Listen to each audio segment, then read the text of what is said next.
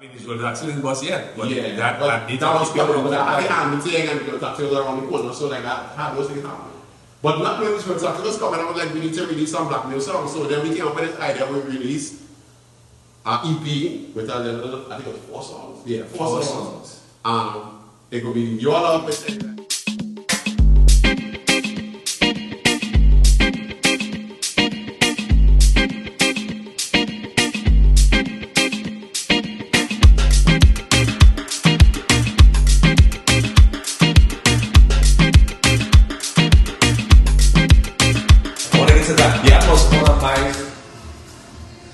favorite albums. Yeah, so like to us, I can talk about reward. To us, that was always our goal. We wasn't really studying money in the short term, how much we can make a gig or whatever. Our whole thing was we wanted to sign a deal and be like an international act. You know what I don't like? Kind of thing. You know what I don't like? And I'm not going to spew negativity, but I'm going to spew reality. I don't like people who recognize talent and abuse it. I don't like the people who are in charge of creating that space for the people who have the talent and the vibe. Yeah. And using them. I mean, and again, your love and your passion for music. Yeah. That's like a blind. We are blind. That was exactly where it was going on. We just tunnel vision. Even with all the caravan thing going on, we still we tunnel vision, not even really that much, so much on that tunnel. Yeah, we still watching Teddy Riley downstairs in Studio A and Diddy and them come to do Notorious Big and Mace and them album downstairs in Studio B. Time out. Yeah. Time out. You didn't know what I mean? Like you didn't know what I mean? Notorious. The song? Notorious B.I.G. rapper. I know, okay. So Big was in... He was here. Big himself was only here for a couple of days, 2-3 days. But it doesn't matter. But he was in... Diddy... Okay, so when... Diddy, you say was... Diddy, okay, so Diddy was first on Uptown Records. And while he was an executive at Uptown Records, he had discovered and helped to break Mary J. Blige, Jodeci, a bunch of different acts, right? He got so big there that he was like, I want to start my own thing. And then he had found Notorious Big, who was Biggie Smalls at the time. Right, yes. And he had found the first album, Ready to Die, with Big Papa and thing, right? Juicy and all them thing. Right. And that album went crazy. That was like the biggest rap album dying. Right. And the album got so big that he resigned from Uptown and started officially Bad Boy Records. Right. And Big was his main act. He then signed Mace. And he had the hitman Stevie J and Bink and one of them guys on it. So while he was negotiating the deal for Bad Boy with I think it was Sony at that time. Right. He was negotiating the deal. He had left Uptown. He had his production team there already, and they'd be preparing Big second album, and Mace album, and Diddy solo album, all at the same time, right? So at that time they beaten in America, so they can't really go anywhere in America and be low key and focus on the album because everybody, oh my God, I want the autograph, I want to take this, right? So he had heard from, there's this guy called Andrew Dice, who's a Trinidadian music executive in America. Right. He also worked with Uptown and them too. So he had known Diddy, he was the guy that brought Teddy, he was the guy that brought Diddy and them. So he brought Teddy first, and then at some point he bounced up Diddy, and Diddy was like, I heard Teddy was telling me about the studio in Trinidad, man. What's going on? You didn't put me on, da da da. So Dice was like, I'm gonna carry you to see it. And the same thing that happened with Teddy happened with Diddy. Dice brought Teddy to see the studio, and Teddy never left. He just sent for everybody to bring down the equipment and start a record. And Black Sheep, what I'm ended up doing here. They leave.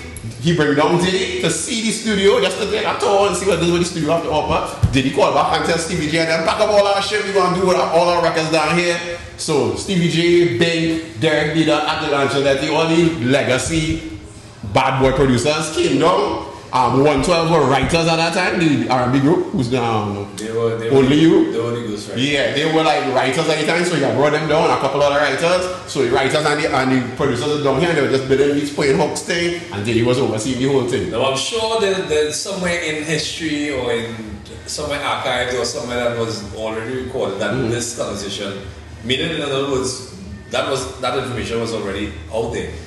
People had known because obviously they didn't move around, went to parties. Our thing too as black men, because we were the young party, we 20, 18, 19, 20, 21, them days. So we party and we going up a level, we going, bass, we going Club Zen, if it have Fete in Lion Civic Center, we did, kind of thing. Nah, Zen wasn't there yet. Zen wasn't there. I was Lion Civic Center, level, bass, nuts. Eventually was nuts. Nuts, yeah. So, an attic on a Tuesday, kind of like. Yeah. So, because we use the youths, and celebs and so the teddies and the diddies and the man say, where's the party? Where the party's at? Where the girls at? So we were the one who be like, yo, we going up a level, so come with me. Rolling, so do you serious? But I mean, this is real proper information. Yeah. Rolling with. So because of that, we end up being cool with, not so much Diddy because he was a kind of, off fella. But like, we got cool with everybody else, Stevie, especially Derek and Bink, we got real cool with them fellas and them used to play beats for us and stuff. Teddy Riley and these guys. Teddy Riley, the whole crew we was cool with. Right. So you know what is this here right now? Right? What we're seeing is your bit part of your history. Yeah. Created history. Yeah. Yeah. Like, so Tony is to the first one that come was the 2020 when they did the album with anniversary. It's anniversary. That was done in Trinidad. That whole album done here. There's a song on anniversary that features General Grant. Actually, the deal was General Grant featured on a song called Dancehall. There's no music like the dancehall music I know. General Grant is on that song on 2020 album. And in return, Raphael Sadiq, the lead singer of 2020 with the high voice, sings the hook on So Good. General Grant song So Good. So good. For some reason, Robert and them never promoted that it was 2020 on that song, but that's what it is. It's real crappy though, because and so they probably had the reasons why they did that. I don't know what happened with that. But we go into you. But yeah, so what ended up happening now, they say rewards now, because of all those relationships, and also because Robert and them had put the Kiss Kitty Caravan, they had licensed the Kiss Kitty Caravan album to a label in Germany, an independent label in Germany, to distribute it in Europe, right? And they had renamed the album to Kiss Kitty Caravan, which wouldn't mean anything to anybody that wasn't in Trinidad to know what Kiss Kitty is. They just called the album Rap Soul because that was like a new name that they didn't know, right? Rap Soul, the new song, whatever, right? So the Rap Soul CD, compilation CD, which was the Kiss Kitty Caravan album, when they distributed it all over Europe, and you know, 7 months, 6, 8 months later, by January the next year, they had reported to Robert, well, okay, Robert asked him, what's the big songs over there? Like, is it Edu? Is it General Grant? Is it Kindred? Because you're thinking it would be songs that was big in Trinidad. And they were like, no, you know what song? Everybody, all the clubs going crazy and stuff. That blackmail song, everybody go. It's just, we never heard anything like that. It's like Caribbean, but it's hip hop. It have dancehall in it. Singing, like, it's crazy. Everybody go? Yeah. How does that Everybody go. It had like shock you that song, yeah. And it's like me rapping. I was trying to do like a dance effects thing, so I'd do like cartoons and all that, that kind of thing. Yeah, but Vibe, you have encapsulated so many different what you call genres of music. Yeah. Into one song. Yeah, that was our thing. Crazy. My whole thing. So what happened was we did the whole Caravan with the songs, and then when Shock was mixing, in the middle of mixing, I think it was Cheeky song he was mixing. So he was nearly finished mixing all the tracks. Cheeky might be the second to last song. It was Cheeky, and then for crew had to mix after. All the other songs were mixed and ready to go. And then Shock paused. He just stopped the machine and he was like, stop the tape machine, and he was like, Patrick, we didn't do a song for us. We didn't do a blackmail song, dog. I was like, oh shit.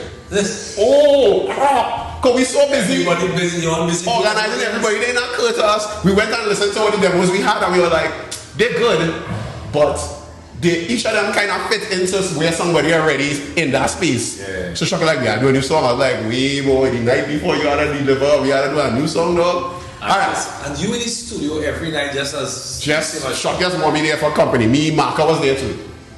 Chris was kind of in and out because he had like a job. I would imagine that and again from that you're doing a lot. We was there, we got to sit in on Black Street, we got to sit in on 2022, we got to sit in on City and then. This is the next thing. So this is what I'm saying. It was like you can't be running that hard. Yeah. But probably for you all the rewards would have been. Yeah, we just they're like running around trying to get everybody some. In the back of our mind we thinking we have a bunch of demos, so we would just pull out one. But when we went through the demos, we were like, was not good enough. It don't have one that fitting in a space that's already occupied. And Shock also was like, I don't feel like none of them showing the totality of what you could do now, Vibe, right?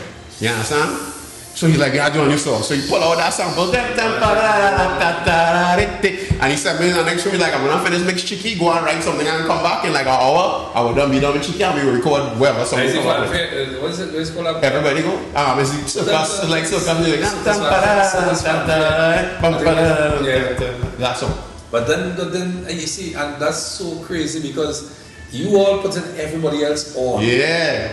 You all made people like massive stars, huge stars, and you guys are there. But now again, because of but it worked out for good because I went with this. Okay, I want to do all the things that I do on this one song. I want to rap, I want to chant, I want to sing, and I want to be clever with it. I don't want to just do it just to do it. You're the only person that actually did everything. Yeah, I was like, I do everything and I do everything better than everybody, but I don't find a clever angle for the song that requires me to do all those things. After doing all that work, you still come now and so me, Marker, and then Chris eventually came in the middle of that process and kind of added 2 cents. But me and Marker basically was like, okay, Das Effects was big at that time. So they were doing a lot of like cartoons and Sesame Street little snippets and little pop culture things that we growing up would have been familiar with. So Marker was like, okay, well, let me go that direction because that was, nobody ain't doing that on the Caravan. I was like, yeah, we do like a Trinidad kind of version of that. And I could take it to another level because they could only rap, whereas I could sing, I could chant, I could do voices and all that kind of stuff. So our song ended up being me rapping and kind of talking to different character versions of myself, right? What is it called? Your alter ego? Alter egos, yeah. Kind of like Slim Shady thing, like I'm rapping and I'm saying back myself. Usually people have like one alter ego. This one about 4. Yeah, so the song was like, we all live in a capital I short for island. But I'm chickity jamming. I got diggity stamina. Yep. That, so it was like I jumping all over the spectrum of all the things I could do. What everybody doing in the video. Yeah, I jump and I do it fast. Boom, I rap on this verse, I rap on this line, I chant on that line, I sing on this one, I put a Sesame Street song, I do a cartoon character. Stop. Yeah. And that was why the song resonated outside because with all these references they're familiar with now. But how? International contracts, so anything never came up. Did it? Okay, so that we got that contract. We still going. Yeah, so that is why our song now have all these references to Sesame Street, cartoons, Flintstones, dancehall songs that are popular, and then they get stamina and Charlie Stopper and all this kind of big dancehall songs that people would know in Europe. So we doing all these references that some random white person in Denmark will be like, I don't understand the rest of this rap stuff. These guys, I know Sesame Street, I know, was that the thought process? That was the thought process. We were just doing like what we thought was cool and how far can I push it vocally? How many vocal different things can I do to showcase all the things I can do? Confuse it. And not make it make sense. Like I'm doing all these things, but it making sense because of how the song laid out. And then you working with Shock. And then Shock too. When I come and I rap with Shock was like, this real clever, this different. Right? Shock had helped me with the hook and then I do verses. I was like, I will do all of this stuff. You mad. Right? So we cut that song, he mixed it fast, we put it on the album, boom. We didn't anything about it. And the song wasn't like as big as Shot Call or Jenny Avran songs or Kendra and anything. It wasn't like beating it. Play, people like it, but it was considered like in Trinidad, but it was considered like weird, considered to cut. Because compared to the other songs. Yeah, because we just gravitate to certain things. Yeah. And we have a way we want things to sound. Right. But when Robert and them licensed this song to Europe and they gave back feedback, everybody was like, yeah, all that stuff nice. You see that black song? That kid in the clubs up here. So Robert now brought us in our meeting with Shock and he was like, okay fellas, so here we go. Alright, I'm mashing up Europe. So Shock was like, well, that means we could do the album then. And Robert was like, alright, go and record songs and present the album to me and we'll see what happens. So it took 2 weeks. I told them at work, yo, I can't come to next week. I'm working on something that's important. They already know I was in the Caravan. You're still working on So I still working Showtime this time. So I basically came to my boss, editor Pat, bless Pat Modest, because she always saw the vision. She was like, I know you're not going to do this forever because you're very talented and one day you just go and be everything. So I came to Pat and said, I just need 2 weeks leave. I don't want to pay nothing. I just taking 2 weeks off and then I'll come back. But then at that point in time now you all already beat out Kiskidi in. Yeah, Kiskidi done beat. This is January 1994. Right? So Kiskidi Caravan on show. So 1994, we take 2 weeks, we cut our whole album in that 2 weeks. That is the blackmail graduation? No, that was the blackmail album. We call the album Oh Yeah Without Compression. Because the main single we have is a song called Oh Yeah. Oh, boom, bam. Oh yeah, ba-dum-bam. That was like the first single, right. And Shock didn't have a compressor when he was recording, so it meant that I had to find a space in front of the mic and don't move and keep the same volume, because what the compressor does is keep your levels from going too loud or too quiet. But he didn't have a spare compressor in the room that he built for himself upstairs in the top floor. They gave him his own room. And by the way, this is physical compressors and people. Yeah, this physical. This is before they had come here. Yeah, the computer. Yeah. This was the 8-track. Yeah, no, it was a digital DA88s, which was like the digital version of reel to reels. Right. So in other words, yeah. So we had 24 tracks. You have to DA88s. You have to build your own compression system. Yeah. So I had to regulate my voice now. So you had to be back and forth. I had to stay at the same distance, and I had to sing at the exact same volume right through. So, but then like, okay, so when you see live performances going on, when you see people push the microphone like further down because they're projecting and the voice reaching down there, that's like a manual compression. From if it appeared like distorted peaking out of the muffled the whole like that. Yeah. So that's the album was called without compression, because Shock famously didn't have a compressor and we worked around it. They're like, we ain't gonna let that stop. We can't see the album, we're cutting it. So in the 2 weeks we did 10 songs that ended up being the album. We did 14 and then whittled down to 10 songs. Right? We came downstairs, played for John. John got excited. He brought us into the room with Robert. He played for Robert, and then freak out. Oh my God, this album is amazing. Well, Rush, of course, in retrospect, it was Rush. But at that time, we just glad we get the green light to do the album and actually refocus on ourselves. Yeah, and we didn't have no other projects at that time, so it was just us doing us. Me and Shock mostly, and Mark and Chris. So 1994. 1994. So they were going to meet them that year. Meetup is like this big international music trade show where you go and showcase all the things and people. That's in Europe. Yeah, in France. France, where they have the Cannes Film Festival and stuff. Yes. Rich people back in France. Yes. So Robert and them had rented up, but nobody from Trinidad had ever gone and meet them before. Yes. So he was like, I will be the first people go. They were already gonna take General Grant because he done it big and the Billboard charts that. Yes, and a couple of labels interested, but they want to see what's going on in Europe. So they were taking Grant. They had like a pop kind of Prince style artist called Ricardo Guy James at the time. So they were taking him because they figured, that kind of pop vibe, kind of Prince seal kind of vibes was what he was doing. Kind of very artsy. Yeah. So they taking Ricardo Guy James. He had like almost a whole album finished. They taking Grant, his album done and beaten up, and people want to sign him and thing.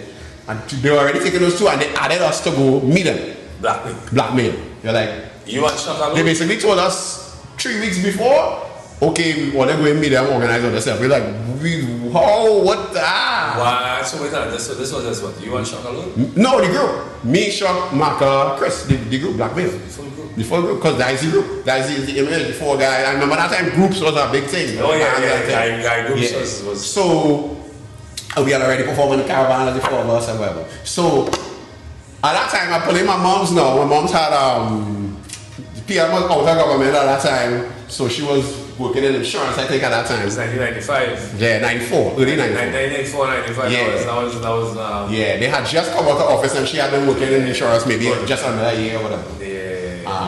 And so, but we needed somebody to like manage us, handle our business stuff, because we ain't no more business, we just want to make music, and now we need clothes and all this kind of thing to go, to perform, to do showcases, like we like, So I basically put my mother and said, Mommy, I beg you, I know that you don't know anything about this, but like, we needed to manage us because like... You have a real supportive mom. Yeah, my mom was like, alright, I'll do the best I can. So she came, she started with Robert. They said, well, we're leaving on this day, we're going to do these amount of showcases that he's supposed to do. We also need some extra clothes because they have to come in the booth and meet people and whatever. We're going to stay. Robert was renting a villa in Cannes where it had like grape vineyards in the back and kind of very fancy thing. What an experience. Yeah, it was a thing. So mommy then was like, okay, we had to get all the things together. What they need? We need clothes, we need shoes, we need and we had to get in the toiletries, and we did have winter coats. We had to get winter coats because it's February, so it's like winter. It was below zero. So my mom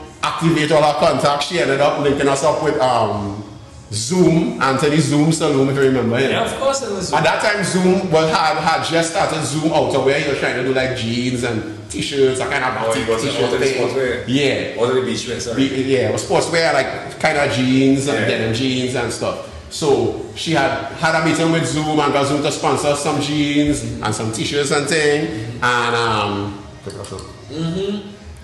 And she knew somebody else that had a shoe store, and the shoe store person had basically give us a huge discount on like combat boots was the in thing. So we got like a brown and black and I think it was a canvas combat boots. So we had 3 different combat boots. Right. So that was the flick with combat boots, baggy jeans. And like we had big clothes was big clothes. Combat jeans from Zoom was big baggy, and then with like a belt to hold it up, and then Zoom had like these batik kind of tie-dye vibes, kind of t-shirt, real tropical looking. So it was like we got a bunch of those to match with the jeans and stuff. So everybody had. So everybody matching. Everybody had outfits. Everybody could out, right? And she got the shoes guy also sold hats. So Chris, whole thing was a baseball cap, so he got baseball caps to go with this thing. You know, all that kind of. So she organized we. She called her friend. She asked her about when he flight path, like how we fly into Cannes. He's like, well, we going to London. We have a layover for how many hours in Heathrow, and then we going to Paris from there, and then from Paris we going to Cannes.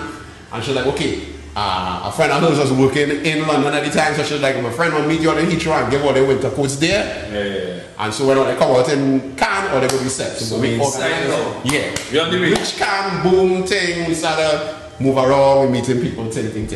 They organized to do showcases in Cannes where you perform in a club and all the people from the labels come and see you perform. Also, you go in clubs? Yeah, little small clubs in Cannes that you could, you know, hold up maybe a couple hundred people, and you know, you could perform and get a vibe from the crowd over there, French people over there, and executives will come and see and be like, okay, this act like they have potential, I can maybe talk about signing them, kind of thing. And that was basically what everybody did in media, the main thing, and make little deals and stuff. And Robert and them had a booth in the daytime in the expo part of it, where they were showing, you know, these are the albums we have, and this is the studio in Trinidad, in case you want to record, and blah, blah, blah, right? First night, we performed, they had put us second. They put Ducado Guy James first because the stuff was slower, right? And he went down okay. They put Grant last, because Grant is the big shutter. And they put us second figure, well, they put we in between the 2 big acts. We just as a little blackmail, so whatever. But when we start to perform now, the place mash up, people start to stand up on table and dance. Really? Champagne start to spray. Really? The place bust way. We were supposed to do 2 songs. We keep getting on because we end up doing 5. Cheers! General Grant totally in the back, he's like, I'm supposed to perform. Grant came on after, he did good. Everybody was like, yo, that blackmail group thing, because it was dancing, we had a whole thing, right? I don't know that people know this. Most people don't know this. So then, what ended up happening as the end of that performance, when the Grant finished and then the DJ playing music, the club owner came over and he was like, because that was just like a trial. I think the club was like, I'll give all the guys that, you know, ran never hear no music from Trinidad, so let me see what they have. And we will talk about that. And mind you, like, that's not even so guy. Yeah, it was getting like Bengi music, and what shop was called. Bengi? Yeah, that was the name he gave it at the time. The guy that's the club owner gave it? No, that was the name Shop had given to that whole Kiskidi era of music. Yeah, called it Bengi, like Naya Bengi. Yeah, Bengi music. Right. So we go down here to it, all the mash of the club. We mash up the club owner came back and said, well, you know what, me them going until the end of the week, I want to them back here every night because the club ram out and the people really enjoying themselves. I never seen nothing like that. They all have so much energy and the music is so happy. And he was hype. Robert and them like, wait. Then we met this guy. This guy came backstage to talk to us. He's like, I want to talk to whoever managing you all. I love what you all are doing. He was a black French guy. Old guy, balding and stuff. Just with a tie, and, you know, very corporate. We don't know this guy, but he seemed very interested. And stuff like, my name is Christian. It happened to meet you, and you all are really great. I think you all could be stars. And we introduced him to me like, Robert is the person who, you know, we signed to his label and stuff. And if you want to talk business, you know, there's the guy. So he talked to Robert and John and stuff. And we stand up, Mark Wayne, we talk and thing. It turns out Christian Carbaza started out as a record label executive in Europe, and then went started his own company where he would find acts, bring them to label, negotiate the deal, and take a cut. Right. So he was responsible for a lot of like big hits, like the one I remember off the top of my head is I'm Blue, la la dee da da. He had found them in a club somewhere and brought them to the label and signed them, and they sold like millions of records. So he had explained to us that I signed this person and signed that person. We were like, yo, you're really a plug. Yeah, up inside. He was like, I never heard about Trinidad in my life, but this is amazing, and I love you, and I love General Grant, and I think that you're gonna be stars. And you know what you're doing here right now? You have any idea what you're doing here right now? History, it's not even history, you know. This information that we're new to so many people here. And I guess.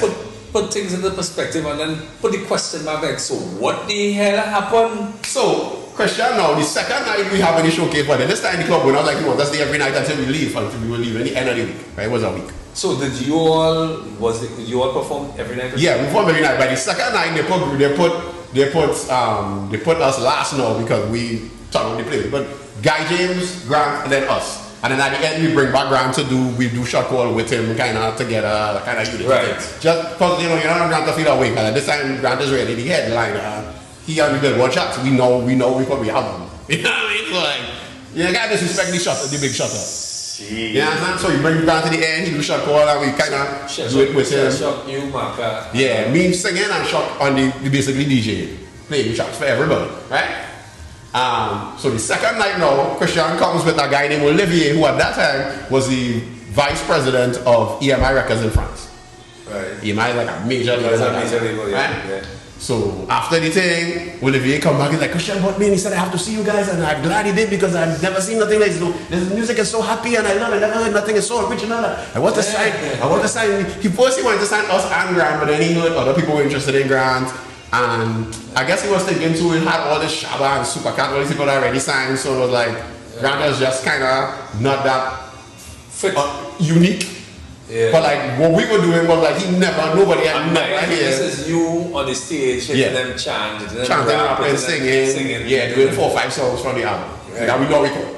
Don't do it.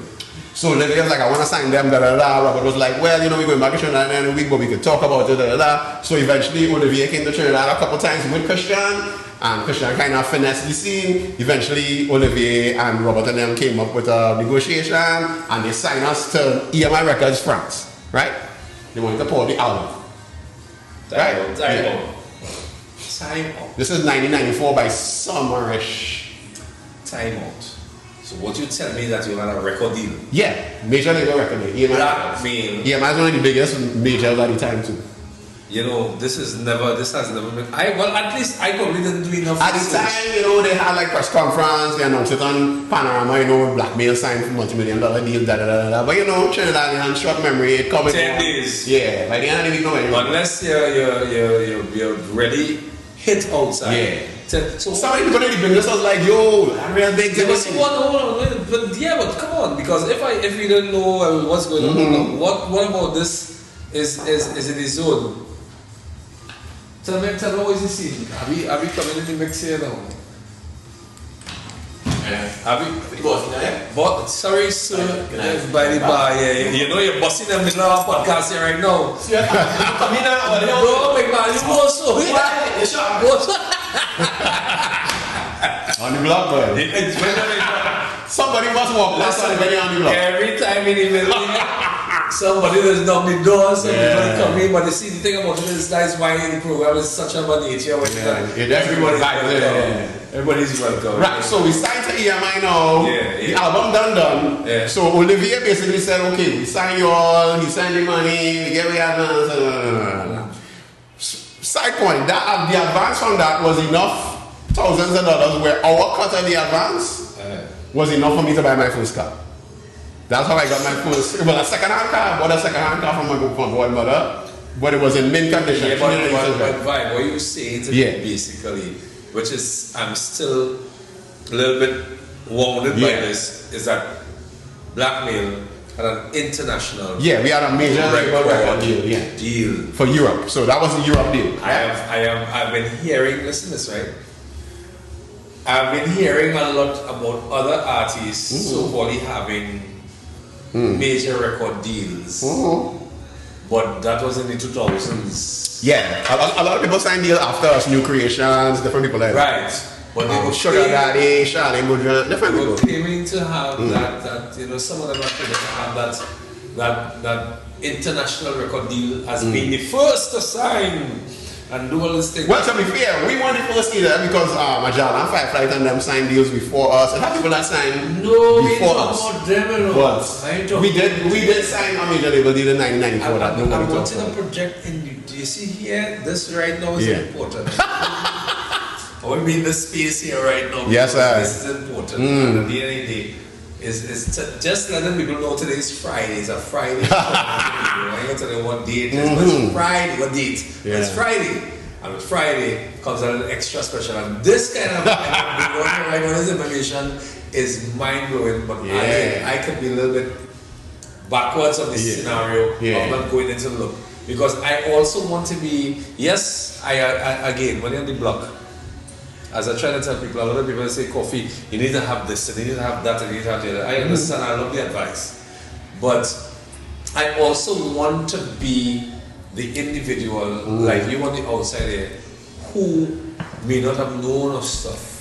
I want to be educated as well. This education or this educational fact that is happening here right now is important. So it's getting wilder. We signed to EMI France. Wilder, this man's getting wilder. So we signed to EMI France. We signed to EMI France. Right? Olivier hype, he can't wait to release and thing, he's ready to go. He wants us to come out in time for summer, right? He says he wants us to do a promo tour, so start rehearsing to do the promo tour. He wants us to put together a proper show, a little choreography, and thing, right? So, Mommy again, activation contact. She went to school with Noble Douglas, so Auntie Noble hooked us up with some of the younger members of her dance school and some of the young girls and stuff, and they help us with the choreography, and we rehearse in the studio and things. Noble Douglas has been one of Trinidad's leading dance teachers, and dance studio. Yeah, dance studio. Right, yes. Nice, let's go. Yeah, so the Bartel sisters, Elisha and Zara, helped us out with the choreography. Elisha and I still tight to this day. We rehearsed, they gave us space in the top floor of the CSB where the auditorium was to rehearse. So we used to come every day and rehearse. CSB means Caribbean Sound Based on the studio. That's for information. Right, Google that. Trust me, Google Caribbean Sound Based on Trinidad. It was once the number 3 studio in the world. Period. Not in Trinidad or the Caribbean. So we rehearsed and then ready to go on promo tour, they're very excited, blah, blah, blah, blah, right? Yeah, we advance, I'm a little car, things going nice, right? Our album done, right? Boom, bam, now. Christian and Robert tells Christian, okay, we have a European deal, but I feel Blackmail could be even bigger than that. We could get them a North American deal too. So they start flying to New York and LA and stuff with Christian. John, Robert and Christian start flying to New York and LA and going into meetings and trying to get us a deal. Eventually, MCA Records in New York, which again, big label in them days, New Edition and all kind of people on MC, right? But then you all had a link with we come into that. We come into Teddy and them just now. So when they went to the North American labels and they played our album, which the European people were very hype about, this happy kind of Caribbean meets hip hop meets dance, so kind of North Americans. The North Americans were like, yeah, but this ain't gonna play on urban radio in Trinidad. Because we black, so automatically we going on urban radio, right? Right. And the urban radio right now, they ain't gonna die fitting in no way. You need songs that like we like the image, we love the whole happy Caribbean boy band thing. We could sell that, but like need something more. They already had a European deal, cool, but the material they have, we need something more urban. So Robert immediately was like, hey, I don't see Teddy right. You want me recording by us in the studio right now? So I went back out to Teddy and we go organize it. Right? So they spoke to Teddy. Teddy already was new us. He used to let us sit in on sessions. We used to take him party and he and the whole crew. He sprang the whole clique, right? Typical Trinidad. Black Street and them show. See what them fellas are doing. Typical Trinidad. Welcoming. Yeah.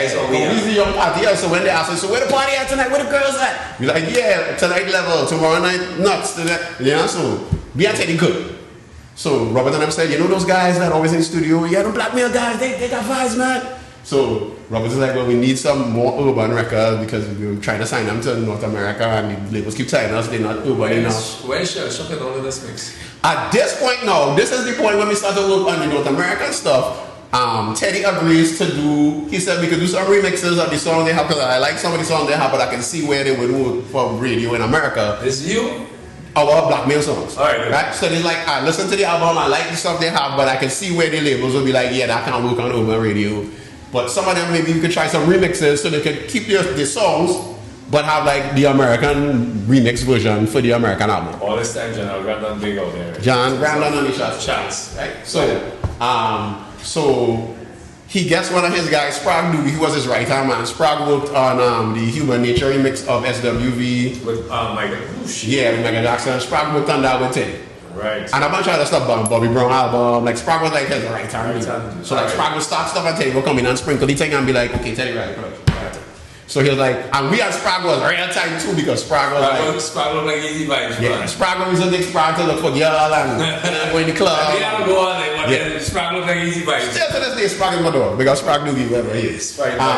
So he was like, y'all already talked with Sprague, let Sprague start working on some remixes and maybe some original songs.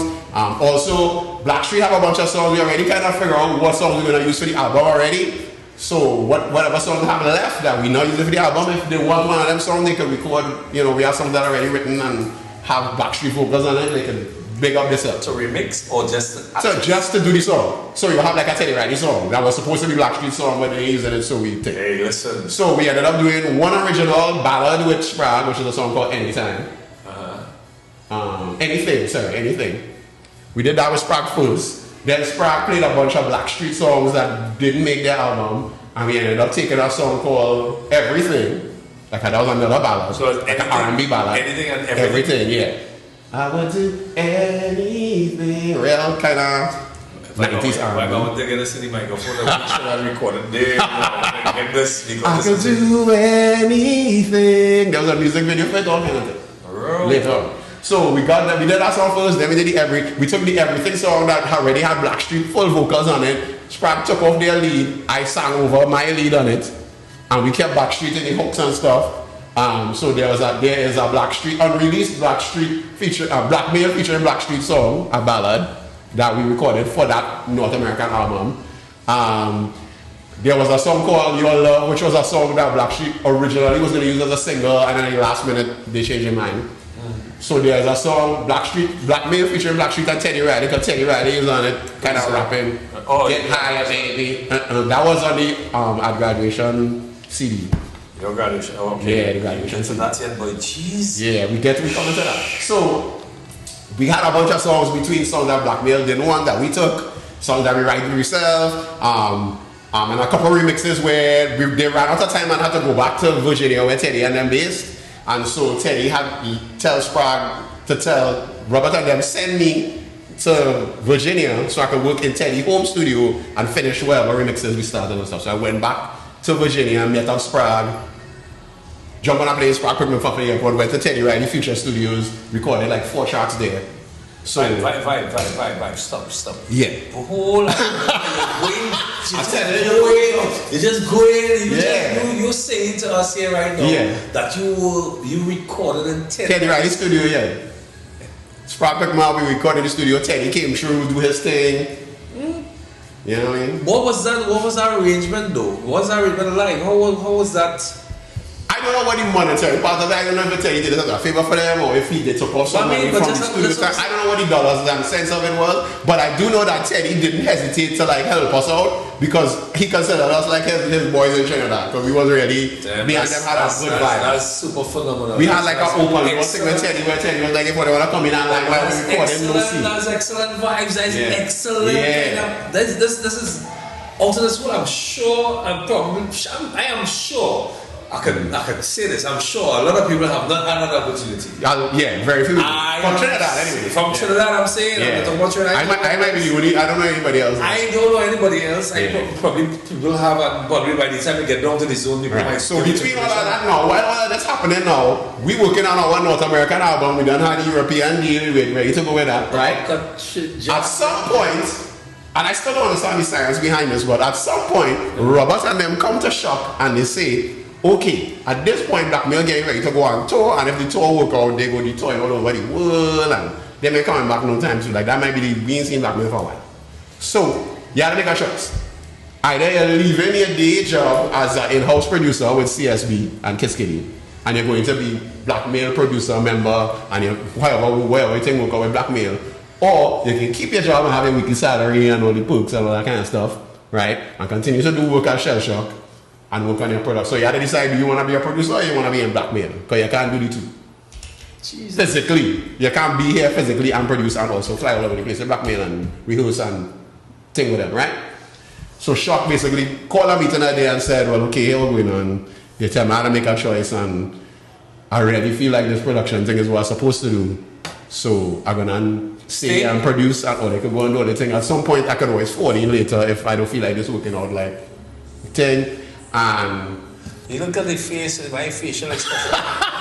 So yeah, that was my facial expression too. Cause we didn't know anything until Shock called the meeting and tell us. We had no pre-warning. We thinking all are we going and promote and thing, and all are we getting signed North American deal right? Remind you, what we talking about here? This is 90s. 94. This is all this happened in 1994. Yep. 1994. In one little box. Yep. All this happening. This is between January, February, and summer of 1994. All of this going on. Right. So you all went to. Just to recap for those of you who lost, fall asleep, doze off something. Yeah. In this mix, which I know what I'm going to do with this particular podcast. This particular podcast going to be. When you hear this part, gotta wait to get the next part. The next job, because this is some juicy thing. Yeah. The juicy information, meaning history never lies. For real. And cross-referencing if you want to. If you know these people who were about them things back in the days, you hear this on Vibe.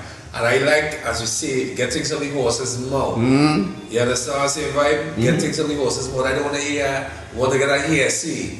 Want to be able to have, unless the person is not here anymore, like for instance, Shock. Yeah. Shock is not here anymore. Yeah. But you could, the way this is, right, you speak so freely that it has to be the facts of the situation here. And not just from your perspective. Yeah, I just don't get back to it. This I even put I felt and I thought and I just think this happened that. Yeah, but this person said this, that. But you know, like you. Let's put this way. I try to have a way to describe this, but what your role in all of this is. Now, mind you, you're also involved in the whole situation, but you've been there from inception, come up the road. Yep. So now you go on to Virginia. Going to Virginia, we cut 4 or 5 tracks there. In Teddy Riley. Future Studios. One of the biggest producers in the world at that time, and still is recognized as that guy. At the time, just to give you a frame of mind, at the time when I went there, Sprague was playing me tracks that they were working on that would end up being on Bobby Brown's Hump It Around album. So like I would be there X amount of hours, and when I leave, Bobby Brown will come in after and cut it. This crazy. That's Bobby Brown's second album, which was a big, huge album. Teddy had produced the whole album. So that's just to show you the levels now. Yeah. And I remember just being like, I can't believe I'm in Teddy Riley studio like this. You probably starstruck at the moment, but because me and Shock real idolized Teddy since we met. But that's what I'm saying. Since Keith Sweat and just got paid and all them thing, guy. But you were professional enough to yeah, I went to study obviously. So how did that turn out? So what ended up happening was, by the time I come back home now, they kept telling Olivier, push back the promoter because they wanted to sew up the North American deal before they let us go Europe, because they don't know when we're coming back. And they wanted us to be available because we ended up going to New York a couple times to do showcases and work with producers over there. And we worked on a song with this guy Silky, who at the time I produced New Edition's comeback hit single, a song called Hit Me Off. Yeah, just pretty down. Song was like number 1 on the R&B charts at the time, and the label was like, well, let them do a song with Silky and these are the songs that I like this. I like this because of the fact that now it gives me the opportunity to go and do some research, put them songs, and away from the regular R&B songs, the hit songs. These were also big tunes back in the days. Yeah, we're talking about a lot of other people, but for whatever reason, this man in the mix. We talk about Teddy Riley and other songs and this producer and that producer and all that, but whatever reason, this man in the middle of the back of that. That's me. So that's like, if you really break down my life story into one thing, that's me. I just somehow in the middle of the mix of all these kind of historic, game-changing things, I somehow just end up in the middle of them things. Because the Lord just put me in situations where I just need it. There you go. I can't say it any other way because it doesn't plan. I don't see where it's going. I just know it's this. All I just know is like this different, this special. I don't know where it's going, but I feel like it needs to happen. Wherever it's going is something. You just go with your vibes. Things ain't gonna be the same after this. I don't know what I'm going with your vibes. So who now? Going to 94. when summer comes, summer gone. They had a second caravan, the second caravan for summer. Back in Trinidad, no? Yeah, 94. Second caravan with KMC and Magadan and so what went with all them things outside there? So we on pause because Robert keep telling Olivier, push it back 2 months, push it back 3 months. We have a meeting with MC, we have a meeting with Jive, we have a meeting with Epic, we have a meeting with Profile. So that's where we're going. We just push it back. So it's be June, then it's July, then it's August, then it's September. The year keep going. We had the caravan in the summertime there to kind of follow up with time, so at least that was, something to focus on. You think that was too big for that? And we recorded the track. So by the end of summer, like August, September, we have like North American version of the album with remixes and new songs and songs with Blackstreet and Teddy stuff and whatever, right? Chuck did a couple of remixes too for like Trinidad and some of the other songs like that, right? So we have 2 versions of the album here. The European version that already signed to the EMI. Yeah, you know what I'm saying. So wait, hold on, why all this thing going on that version? Olivier waiting. We trying to be patient, working with Robert and them. He confident whenever he releases us in Europe, he gonna match down the place, so he ain't worried. So why he didn't just release you all effort? 94. 95 now, middle of 95. The North American deal still ain't happened. We come close a few times for people who was interested, but it just never. Why Europe still waiting? Europe still waiting. By summer 95 now, we get word from Christian that his friend Olivier had to step down as VP in EMI because he got like very ill. I think he had cancer or some kind of thing. Like it was like threatening ill, like he was ill.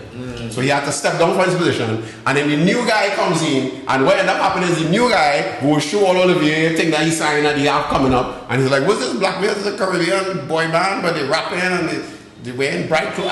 What is this? What shit is this?" Yeah, he like, I don't know what's in the cause Olivier, but I had his vision and he know how we gonna market it, and he see something and he have a plan, right?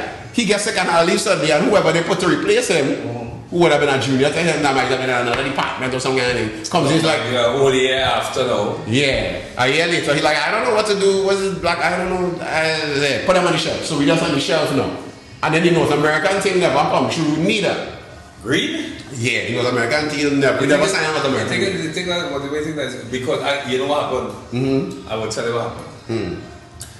We in Trinidad and Tobago has been influenced so much by the North American culture. Robert and them were obsessed with this North American. And then I think because Teddy and Diddy and all that were there. That's the point. But the thing about it is that you have an opportunity. You have an opportunity in your hand. As the saying is, a stone in the hand is worth 2 in the bush. Or a bird in the hand. Well, you know, as they say, hindsight is 2020. So looking back now, you could see that, but at the time they thinking, well, yeah, go we. I think they didn't take Europe serious. They took it serious, but they were also obsessed with the American thing. And nobody could have foreseen Olivier because had Olivier not this, he might have waited until whenever. Or you would probably would not have waited. Or eventually he might have put his foot down and say, yo, this how I go now. Well, outside of that, forget the sickness part of it. I'm saying to you.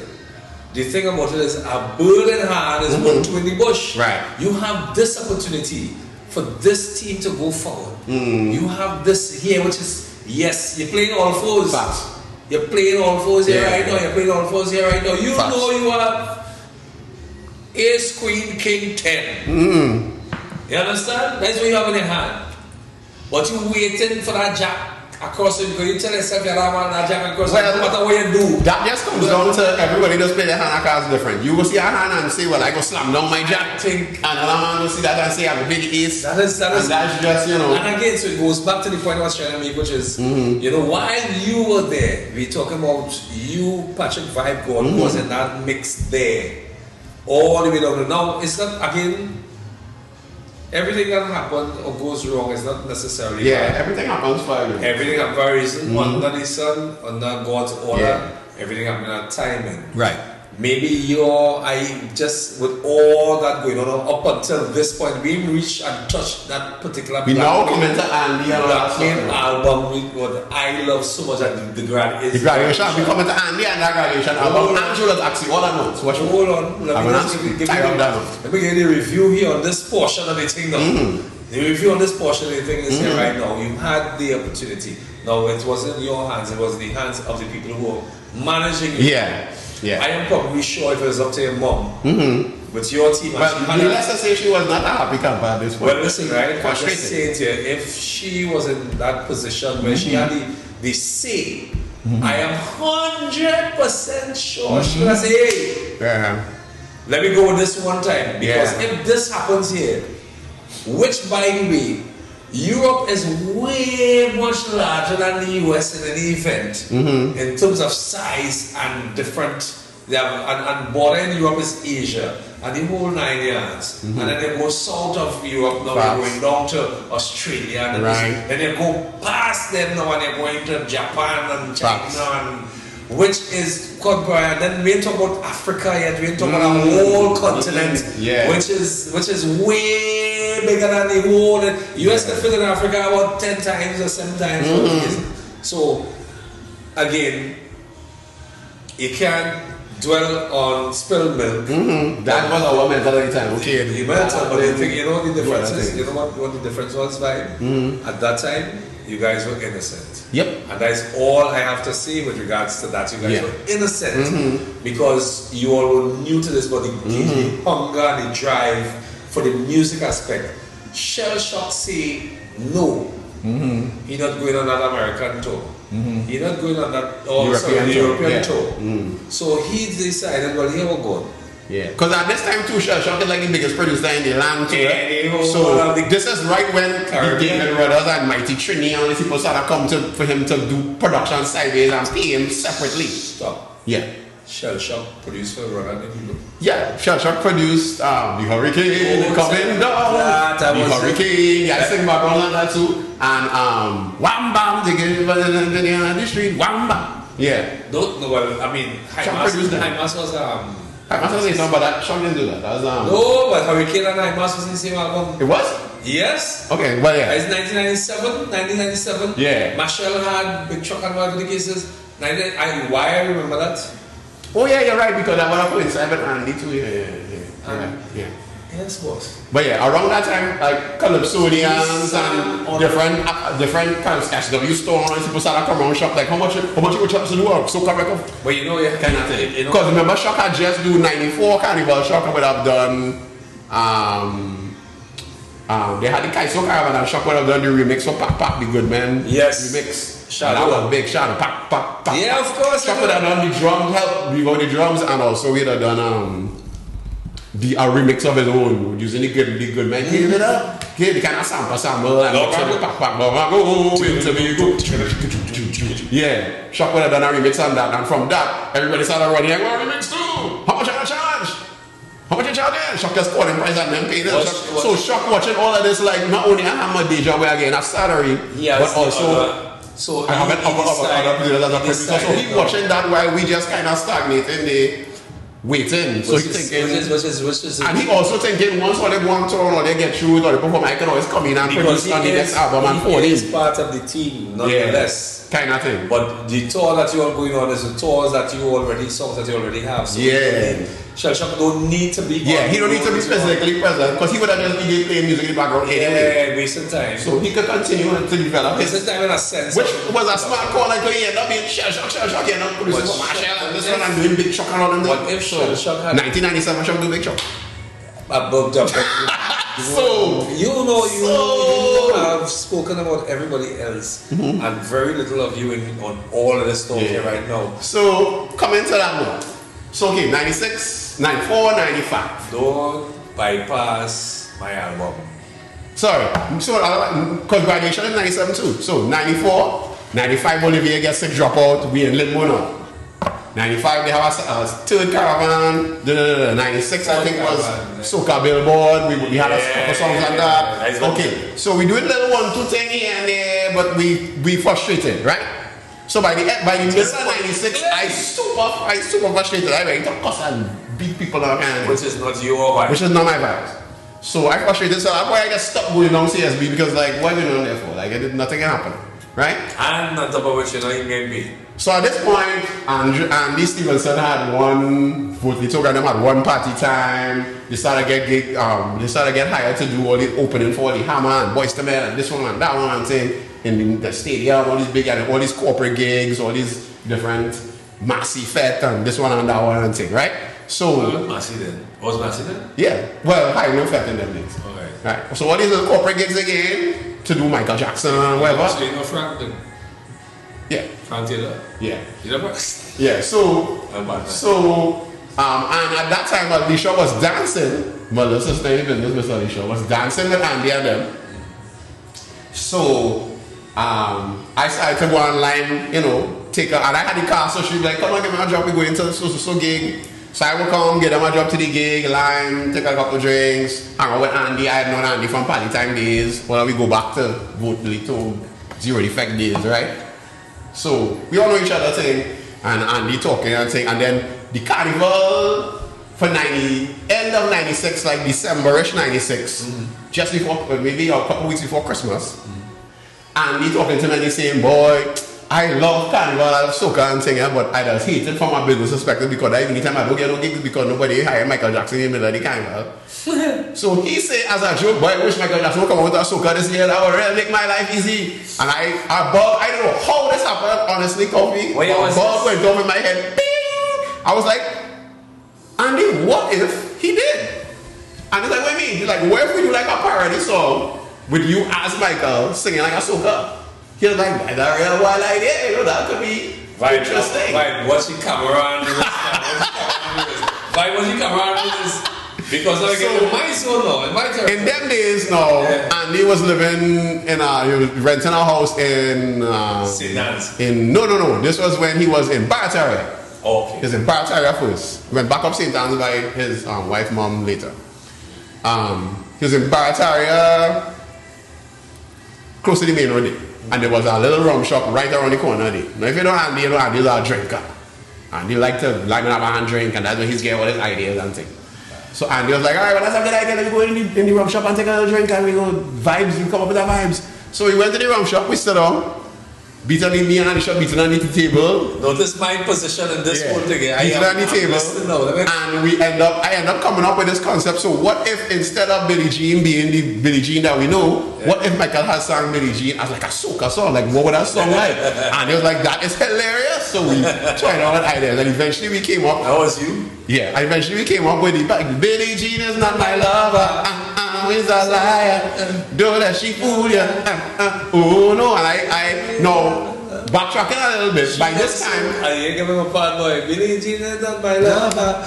She loves soca. No, she loves soca. Like next line, that's all. She loves soca. Something. You don't like me. She want me jam Billie Jean, and she bam bam Billie Jean. I want your man Billie Jean. I not your man Billie Jean. That's a phenom. Now watch how everything coming full circle. While in CSB to kill time and things, Shock starting to get little gigs, doing little soca things. So obviously when it's time to do background, who Shock with a goal? Patrick? Yo boy! So I'm being in the studio and Shock had like the shadow and he had work on soca making ram for general. You know what just happened to me here? Yeah. I just had an epiphany. Yeah. Or if I should call it that. Going forward a little bit. 2001. No. Yeah, 2001. To somewhere around there. Caribbean Tempo, which was Caribbean Tempo all in the 90s. Yeah. All 9 years, right? This could be something, it could be nothing. Caribbean Tempo. Justice came over, they brought Justice over in 2001. Yeah. Somewhere around there. Yeah, I remember this. And we would change now to Vybes C105. Yep. While you talking there, I'm just like, wait. All your history going on before. Yeah. I'm just saying, it could be a long shot, it could be nothing. But just as you, with the genres that you can cover vocally, is the same way that 105 has transformed from just being Caribbean to international as well, because 95 was the international station, from way back when. Yeah, since 105 was already and then Caribbean 95 to like rock, pop, alternative and that kind of thing, and they 105 now became that station that played all the genres. and it was Vibe. Yep. And Vybes. Yeah. Right? Mm-hmm.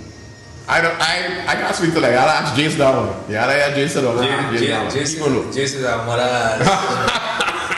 I always used to wonder about that myself. That's brilliant. Yeah. I mean, I'm just saying, Jason. That's brilliant because he was the one that came and I think. Well, that's the excuse where I have Jason come and sit on the block and talk that talk. Yo, listen, right?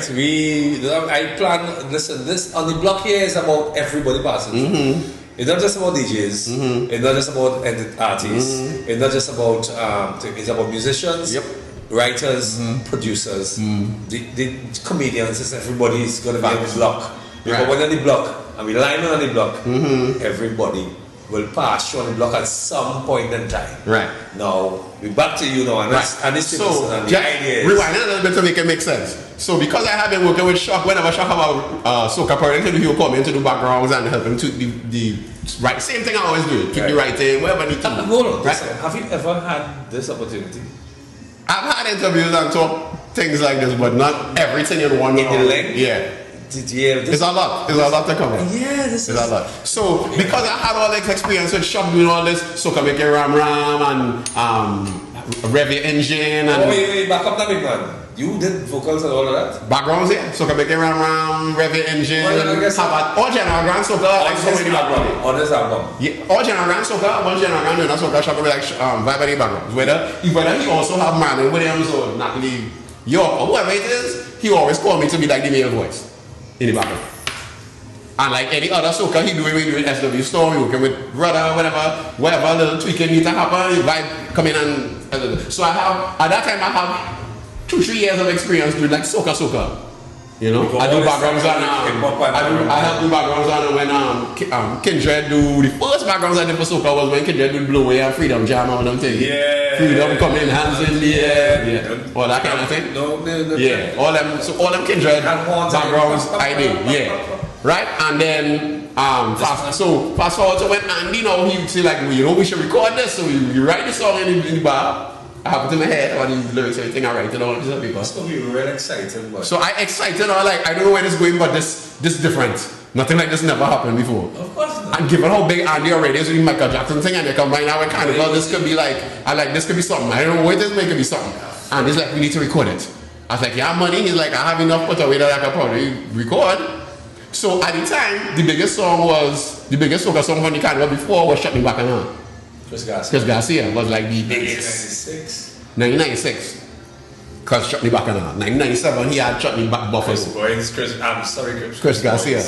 Shut Me Back and was like the song. Chris, stop calling my name, alright? Chris Garcia was like, that Shut Me Back and was like the thing. Chris Garcia was living like a king. Yeah, he was the boss. He was running things. He was like the soca Michael Jackson before soca Michael Jackson. Good. So we were like, okay, we passed it in and that whole kind of with the horn, that and like how second image have jump on the counter for that kind of horn fanfare thing. Now, remember, I used to play trumpet in QRC. See everything coming full circle? So I have the experience in backgrounds and being there when Shock building soca things. This man, boy. I know how to play horn, so I understand how to construct the melody for a horn line and how the horns should play it. When horn men come in, I can tell them when the trumpet playing this, the sax playing that, because I play in horn lines. Right? So we figured out, we went and read credits and figured out that Ryan Romany was the guy that produced, was Chris' manager at the time, but also he had produced Chutney Bacchanal. Ryan Romany, wait, why not name something? He had produced Chutney Bacchanal, he used to manage Chris, he used to do a lot of chutney things at that time. Right. He was like one of the big chutney producers at the time.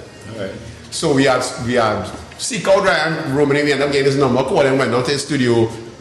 We had no, by the time I reached the studio, me, I don't have the whole song in my head. I know the bass line had to be, I know the horns going, I know the whole arrangement, I know the backgrounds had to go, I know, and he's not the strongest vocalist, so I had to put vocals underneath him to kind of make him sound, yeah, make it sound proper, because he was a little green with the vocals. He wasn't the best vocals at the time. So I don't have the whole plan in my head, I just need somebody to execute technically, because I don't know how to run the computer and all kind of thing. Shock. Them days Shock going left, I going right, because Shock, as we leave Blackmail, we kind of drift. We still cool, but Shock over there, I over there. Wait, and I think at this point, if I remember at this point, Shock had fly out. I was living in New York at this time, I think too. He used to come home for Carnival and do projects and fly back out. He had an apartment in New York, so he wasn't based. I think if Shock was based there at that time, we would have go by him. But shock wasn't an option. He wasn't physically here. Because remember, this is December. The shock ain't even flying for Carnival yet. This is like weeks before Carnival. So that means he left, well, then by that time CSB crashed. CSB still functioning. CSB still normal. In 96. Marshall and them still recording. Wall and them still recording. The brother recording album. They still going. Well, then that was the dung draft. It wasn't already done yet, but the caravan wasn't happening. But the studio was still pumping. Marshall was doing things. Studio Iglesias was still coming to record. Cam was coming to album day. Like it was things happening. The studio was still pumping. The label was kind of dead. Soca Billboard had come out the year before, and that was big, but that was like the last big thing. Like when KMC come out, up.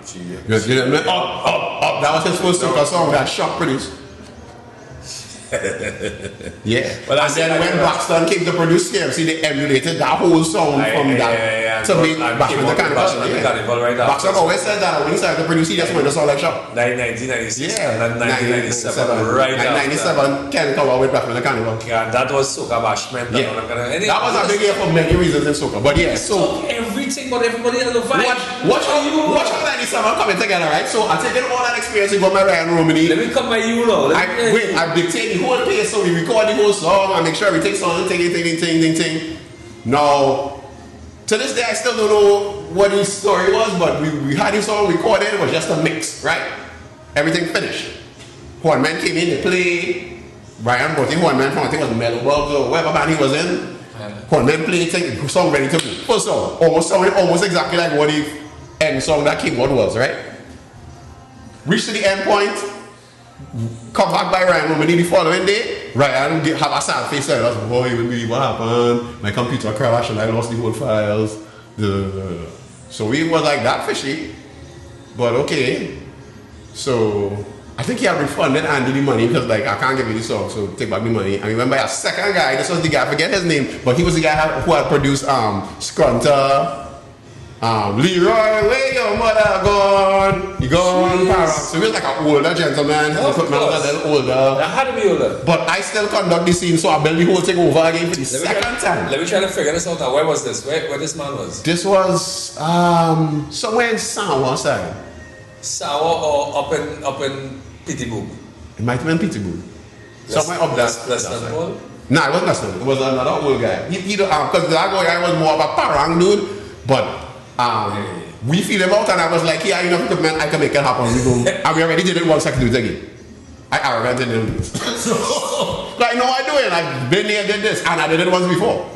I just tell you, play this, play that, play this, put this here, and what the horn goes so, thing, that's the song. I already know, I already passed in my head. So you just have to execute, right? We do that second time. When we come in the second time, he told us that his tape erased too. So we like, what kind of jumbie is this with the song? Now at this point, I remember a thing that Super Blue had told me, because Super Blue was also starting to Kiss Kitty at that point. Right. And Super Blue had told me in the early when I first started to record the soca background and stuff, and I did some song for him, I can't remember what song it was, and he had told me, one thing I learned in this business is when songs given trouble to get recorded, like if you had to record something and the tape erased or it's just some weird thing happen and they can't come out. When the song given trouble is because they go and cause trouble, and that is God or the universe or whatever you consider to be the higher power. Jeez. That is the universe testing you to see if you're willing to go through the trials to get to that big reward, because the big reward is so big that you can't just get through your soul. And that proved to be true over and over in my career. Right? So by that time I remember, because Andy was like, boy, listen, I'm going to be, I was like, no Andy, I tell you, there's something's going on here. We had to do this. So last emergency call, this is like week of Christmas you're talking about. Days before Christmas.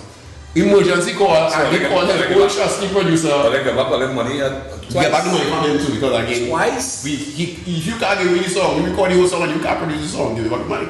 Right? Jeez. Thank God they get back the money because we didn't have the money to do nothing. So Andy calls Roger Israel, who Roger and Keith Israel were like the main producers he was working with before doing this little pop thing. Like, Dog and Dingo. That's Kit Israel's son. Yeah. Right? Kit is his son. Them days, Kit's in primary school. That about who? Kit Israel, Advocate. Oh, he's Advocate music? Advocate is Roger Israel's daughter. Kit is, son. Kit is Roger Israel's son. Them days, 97 when we going by Roger to record Wojim.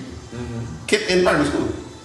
Kid might be stand at 5 or something, and small man. Roger sending Kid to bed and we recording song. Oh, you remember Roger? Yeah, remember Roger Israel, right?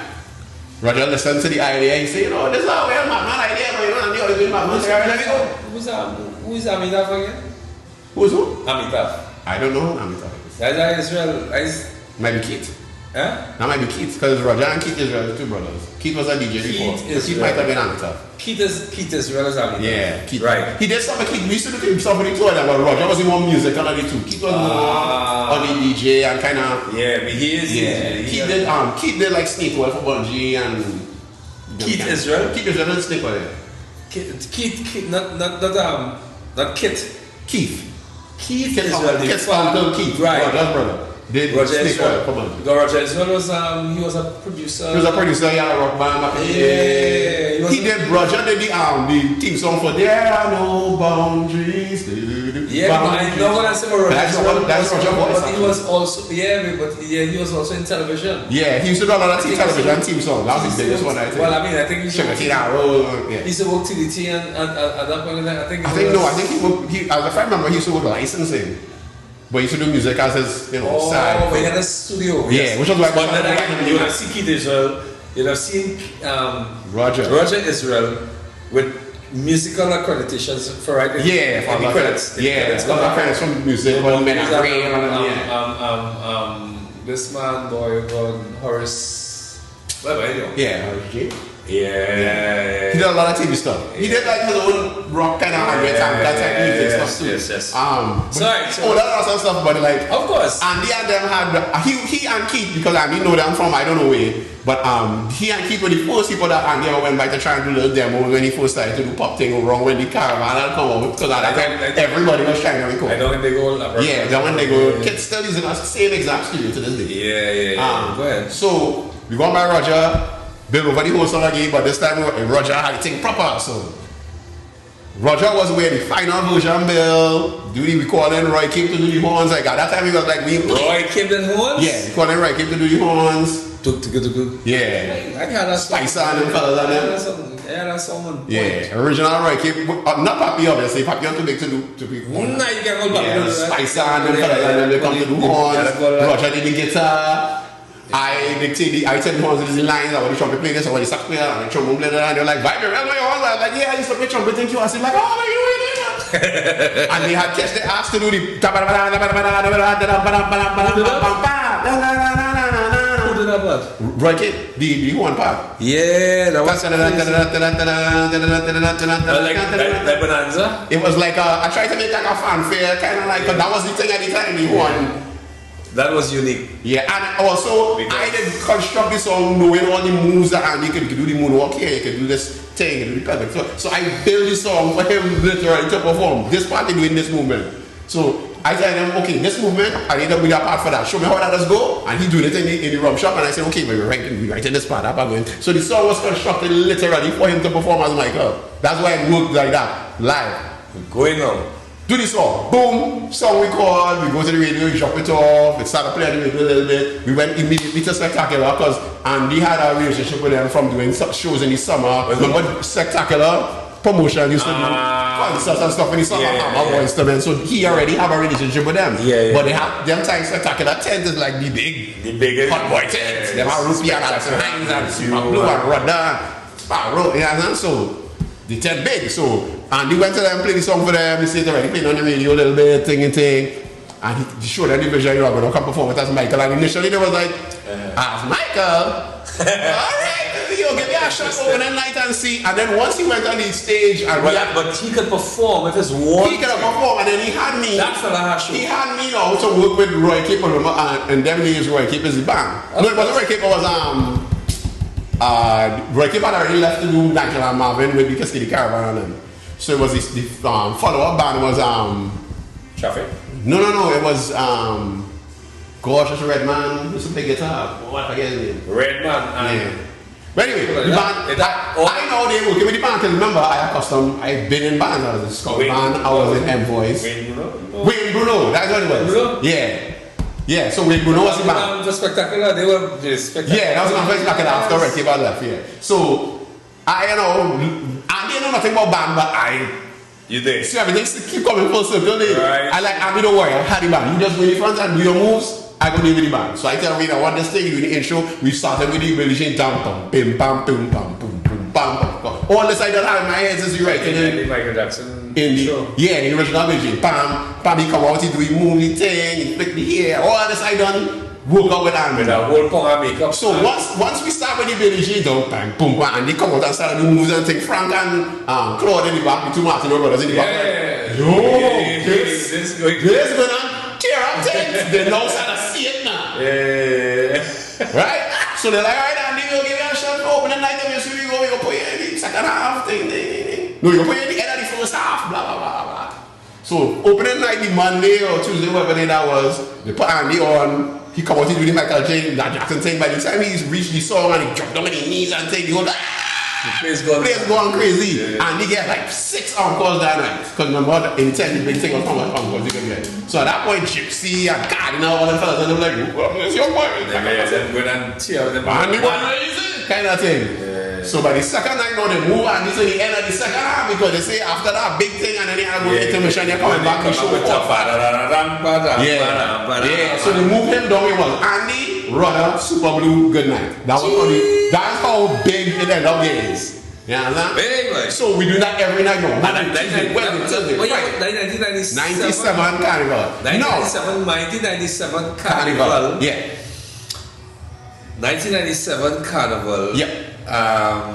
That would have been with Rudder. That would have been High Mass.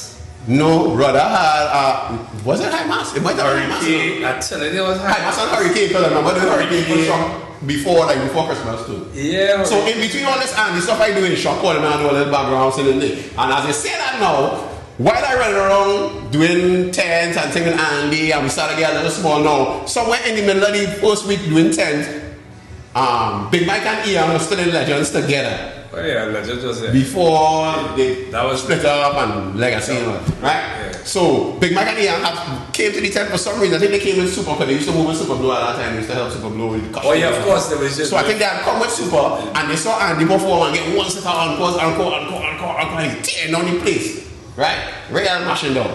They came and they put Andy aside. They had known Andy too because they were hiring to do a little back launch and whatever. So they had put Andy aside and say, yo, Andy, I feel you need a manager, you know, like a manager, we go organize it, we're getting some fets and And they're like, what if you can get me fets? Say less. Hey, money. No, what we didn't know at the time was that at that same year, Ian and Big Mike had also decided they was going to manage this band that they saw when they went to do their mask. Because remember, like they used to go to different carnivals all over the world. So they had gone to crop over Barbados 96. Yeah. And that was the year Allison had one road march and took among everything with Ragamuffin. In Square One. Barbados. Right? Square One was like the big thing. In Barbados. Square One, no boss. Yeah, they were managing Square One. So they were managing Allison, but we didn't know that. But by the time them talked to Andy, Allison had done not now flying, and they had already booked Allison to sing Pier 1, this one, that one, thing, all these little, not like the big fire and wax and stuff, but all these little exclusive Pier 1 and those were exclusive. The little more exclusive like fets. Uptown fets. Uptown fets, yeah. So and she had plenty. Every night Allison was in a fet. Square One was in a fet, right? Yeah. So because they were managing Square One, they just used to put Andy in the package now. So they would charge an overall fee again, Square One, and they will come and do his Michael Jackson thing. So by the time we do that twice, every time the people hire Square One, they're like, make sure you send out Michael Jackson, fella. And that's how I first met Allison and the whole rest of Square One, Andy and all the fellas and them. And they were like, yo, you're talented. And they get to talk and they're like, yeah, if I write this song, then so in between all this, we're not doing gigs in the night, in the night and weekends for fets. We doing tents, we had to rehearse. So what you're saying in essence is that Big Mike ended up taking over management of Andy Stevenson. Yeah. And Vibe came with the package? Yeah, it was me, Alicia, his Andy wife, and a bunch of us singing backgrounds. Ricardo from Pie Time, ended up singing backgrounds with us.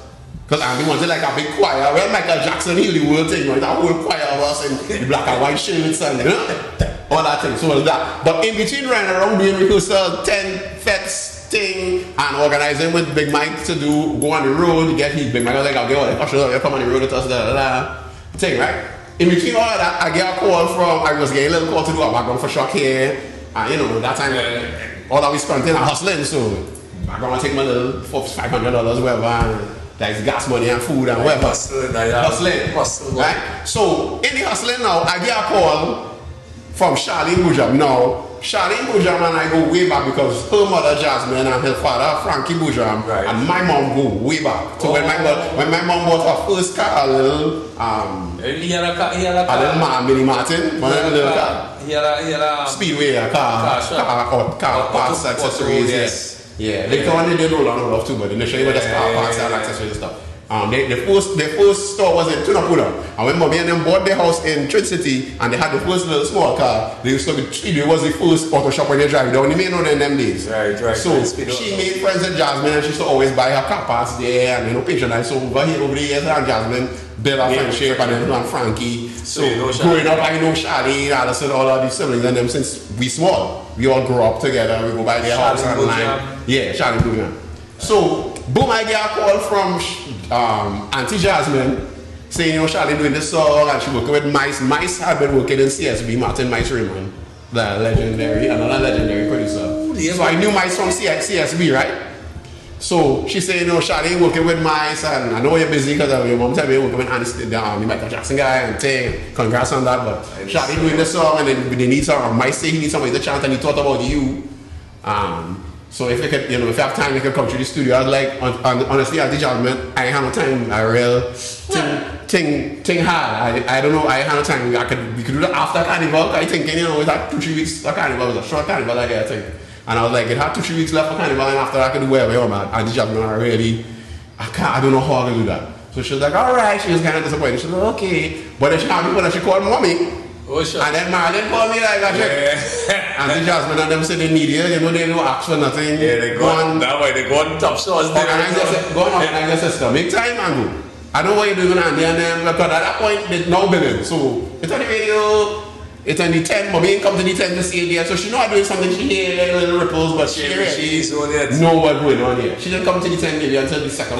Listen, I sit down and I just entreat as you right now. So this man have it. My mom forced me to go and do the Charlie Boujam session. So I go on and reach Mice, open up the studio, I come and sit down. I say, all right, Mike, when's this going on? I only have like an hour because we had a rehearsal with Square One to do something, but they changed the how Andy was doing the thing in Screen One. Every week Andy used to tweak the performance. So like if you see it like last week, you're going to see the exact same thing now. So every time you see him, he'll add something. Right. So we had a rehearsal Square One. I was like, I have an hour, maybe an hour and a half, and then I'll go. Max. So I need to cut this and go. Like, waiting. And they were like, they played the song for me, it was Jola Taxi. So I might play the song down. He's like, this is like a French song, like a big pop song in France, and Shadi sang it over in the original French, but we make it kind of like a dancehall kind of vibe. And I wanted that chanter, and the first person I think of was you because you versatile, so you could do whatever chanting fit the song now. So there's Jola Taxi. Jola Taxi. 1997. 1997, Carnival, right?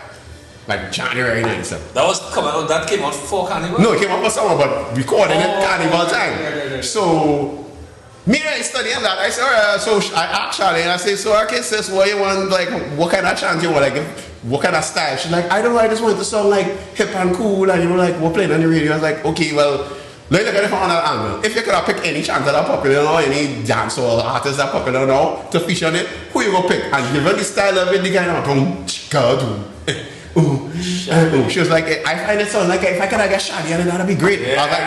I was like, say that. So I freestyle down the whole song. I was like, Mice run it, let me just hear the arrangement. So Mice run it. You freestyle that? He did, you gotta chant there. So I wrote the first verse. Okay. And everything else, the second verse, everything after that, all the album, everything I just freestyle. This is the first podcast that I just sit down and I have nothing to say. Yeah. Because this man, this listen. Yeah. And me and Alicia and them sit down in the session and just like, dude, every time, yeah. They may even study what you are. Like, we have to do this, we have to do that, we have to go back, we have to do rehearsal, go back home. Because at the point of that time, Andy was real. Yeah, busy. That whole team was every night. We had 10 in the night, we had a fete too. We had two fetes for Square One. Yeah, because not only that too, because Square One was at Roy Mirage at that point in time as well. Yeah. Which is TriStar Promotions. Yeah. And then Andy used to come on in that mix. Yeah. He said, so we had to do that. We had to go and rehearse at Square One in wherever Square One was. I can't remember where they had that apartment somewhere. We rehearsed in there with them. No, we had to go Pier 1, I think it was. where they were sound checking to, he was there with them. So he had to drive to Pier 1, come back by Atari and change, go back in town to go Spectacular, and then go and do the Pier 1 game. Well, they used to move in one car. And it was just my car. My car was Everybody used to move in one car. All 8 or 9 hours. Yes, it was one car. Man say no, and people laugh and what kind of, it was real. One my car. one Mitsubishi Lancer. One car. My one Everybody Mitsubishi Lancer. interview party, you name it, fit, whatever, the one car is. My little Mitsubishi. I didn't know that was Lancer. My little automatic Lancer. Oh, so yeah, so all I really just thinking, we have all the stuff to do, we gotta get out there fast. So I just cut fast. You want Shaggy? Boom, Shaggy. All right, that's a lot of thing. And I do my thing and I score. Stop now. Let's speed it up. Give me a piece of the song, something in his own to because I mean people on the outside that people who be watching this have no idea. Yeah, to this day, a lot of people still, even with the video, to this day, a lot of people still take a Shaggy. That's what it's because of how the voice was. The video helped a lot. But we coming to that. Real cool video. So, boom, I come and see my thing. Pretty lady, I said, do you want to ride with me? The destination that is pure ecstasy. So I do my Shaggy thing. I come out the booth and slip back in song. He sends me and I say, Charlene, you good with it? And she just made it cool. She's like, yeah, that sounds great. Mike was like, in typical Mike's kind of modest fashion, but he's like, yeah, I feel like I can make this work. I can make this work. Yeah. I've enough there. No, he made me do a second track with some ad-libs and he's like, yeah, I can make this work. I was like, alright, cool. And I think, kill me there, I go never get that song ever again because I dance or some Shaggy Booth. I just singing in French. I talk like Shaggy, like, what kind of man this? I go, right? Boom, we cut the gigs, carnival finish, we take out, so we play Juve, we take out, so we play Juve, right? Boom, carnival done now. This is the first on the block that we ain't drinking as much as we supposed to. Plenty stories to get through. Boom, carnival done now, and we start a tour. And this is the hottest thing, and he had come 5th, I think, into the 6th in Soca Monarch, which was unheard of at that time. He 5th or 6th? I think come high up. Nah, he had come 5th or 6th. Was I was Super Bowl, and then they come. But for that was the first time I did Soca Monarch, so like. Well, they mash up the place. He done the place, he had to be lift and fan, it was a whole thing. He do that one like and he painted Alicia and then silver, it was a whole drum.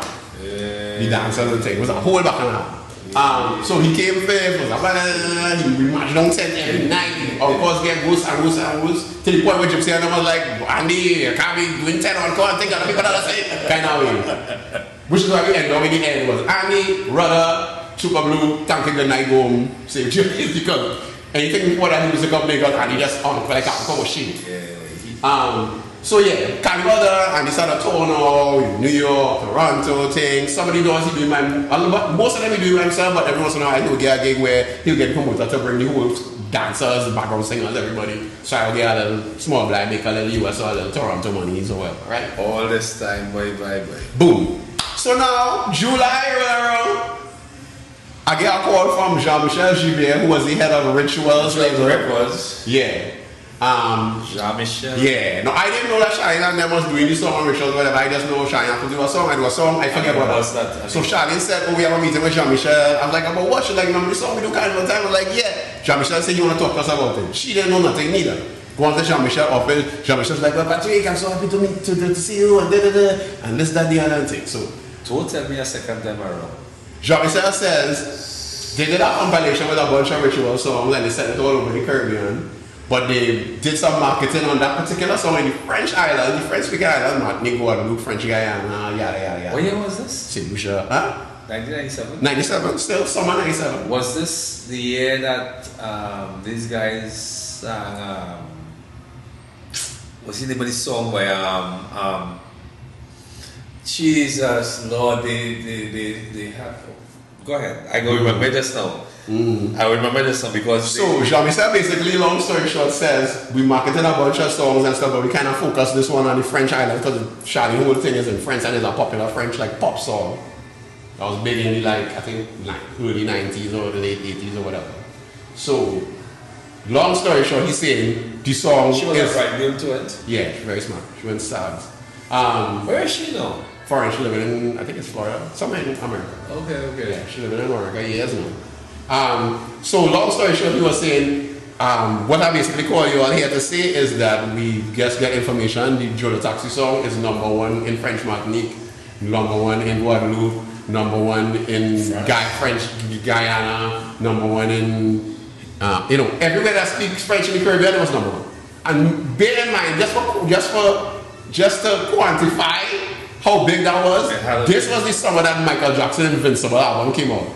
So the My Girl, You Know It Did, Rock My Will song. Michael is #2 and 3 and we #1. So I like, this don't make no kind of, what you really telling me, Dan? She's like, the song huge in those island, like it big. And they want you and Shaggy to do shows, thing. So Shaggy was like, alright, we're gonna do the shows thing. So now I had to negotiate, okay, well, I need to have a show this day, so me and Shaggy could do the show that day, because I'm trying to eat on both sides now. Well, yeesh. Yeah, so we end up doing the first show was French Guyana, and that first night, we get off the plane. This is the first time in my life I had the experience where I get off the plane and people screaming. You serious? Yeah, it was like superstar. And me and Shani like, what is happening? We went to the hotel, we went to the radio station, and have mob outside the radio station. We're like, what you really telling me? That blow their mind? Yeah. And right at this point was when they did the video too. So like maybe a couple weeks before we went there, Daniel Rituals got Daniel the Fantala to shoot the music video. Daniel the Fantala? Yeah, because older sister.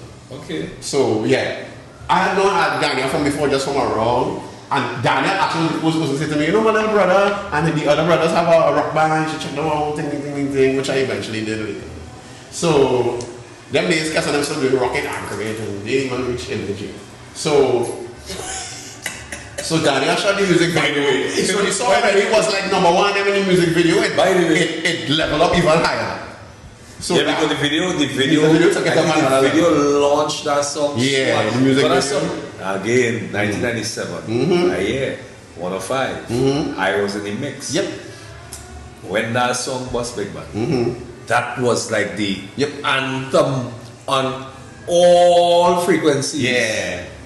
Across the board. Yeah, it didn't stop playing here really until we had already done several shows in foreign, and then one day we come home and they started playing. I was like, oh, you do that now? Because of the fact. Because of the video. Yes. I think that was around when Synergy had launched too, so it had like an outlet for the video. That was August. That was the August vacation. That was the August vacation. So yeah, we doing shows with Andy, doing shows with Ting, but at the same time, Blackmail still stagnated there. Blackmail was still around? Well, it's still being this band, being Shop Ting, Shop one thing, but the three of us still like, Mark everyone's on Mark will be like, what are we doing? I ain't nothing. So eventually, by middle of June, right before the Journal Taxi meeting, middle of June, I ended up calling and we asking Robert if we could have a meeting, and me, Robert, Mommy, my mom, Maka, and Jazz, we all sat down with Robert and was like, look, we basically stagnated for like 3-4 years. We frustrated. We have a bunch of tracks and we keep telling people we do have song with Teddy right here, and we have song with this one, and we do that, and we do this. And I went to Virginia, and people think I'm crazy because like no music is coming out. So we need to at least release something to make them feel like, all of this was worth it. Because right now I sound like a man person. And you're going and I'm going a little crazy. Thankfully I like the Andy and the Joe Taxi to kind of. I mean, the Joe Taxi is boss yet. But yeah, that was good. But I had the Andy thing and the Joe Taxi was around the corner, so like I had those things happen. But not knowing Joe Taxi was coming, I was like, we need to release some Blackmail songs. So then we came up with this idea, we released an EP with a little, I think it was 4 songs. Yeah, 4 songs. It could be Your Love with Teddy Riley and Black Street on it. A song called Good that we did with a producer from New York, Shani. His parents are Trinity, but he grew up in New York. So Good. Anything, which was the song we did with Sprague for Teddy Riley, guy. Anything but bad. Yeah. I don't know what it was. Oh, yeah, then I saw with Sprague, which was a remix of the second single of the album was a song called As You Move, which was basically like a part 2 to everybody go that same kind of a rocker and doing different voices. As We Move, jump around, as we move on. And Sprague has sampled Bedtime Story. Secret, boom, bam, boom, boom, boom. So we have remixed the song. That was like the North American remix that Sprague has. Right? So it was those 4 songs. Was that was the Graduation album? Yeah, Graduation album. It was, but now it was like an EP. I get confused now. Yeah. It had the Blackmail album itself, we were talking pressure, and then it had the Graduation album of those 4 songs. So you put it out, we say people put it out in July, you go say at graduation or over graduation time, so it could be like, it makes sense. You know, you have a picture with us looking like we just graduated on newspaper kind of graphic. The newspaper graphic, back going up. That's it. With a rose? Yeah, with rose, because graduation, you know, flowers. Yeah. Like you got a picture on a red rose. In the back of the album was it what you all? Yeah, but a picture of the three of us. But and like a newspaper black male graduates to the next level. But the front was not a picture of you all. The front and the back picture of us. Alright, yeah, but it's two different. So then again twisted because I know that album. I love that EP. I love that. I think the album talking about is the we are talking about album. Nah. Listen, I have had this. This is the first time. It's all about, man. This is the first time I run in. We still reached 2000 yet. We still 97. 3 hours plus. Yeah. This gonna be like that. Yeah, I'm split this in half. I busted this in 2. Yeah. Ain't no way on again on the I be out of your mind. Right. I busted this episode in 2. Part 1 of episode 8 or 7. Right. And then part 2. Right. Busting this and we got part. This makes a whole lot of sense. Yeah. So let me go. So then what ended up happening in 97 is everything kind of collide and come full circle. Like the Andy Stevenson for Carnival, so Billie Jean thing. Blackmail at graduation launch first week in July, and that same time I find out Jolo Taxi is number 1 in all the islands, and by middle of July I started playing Trinidad. Had you gone back to France? We never went back to France. With Jolo Taxi?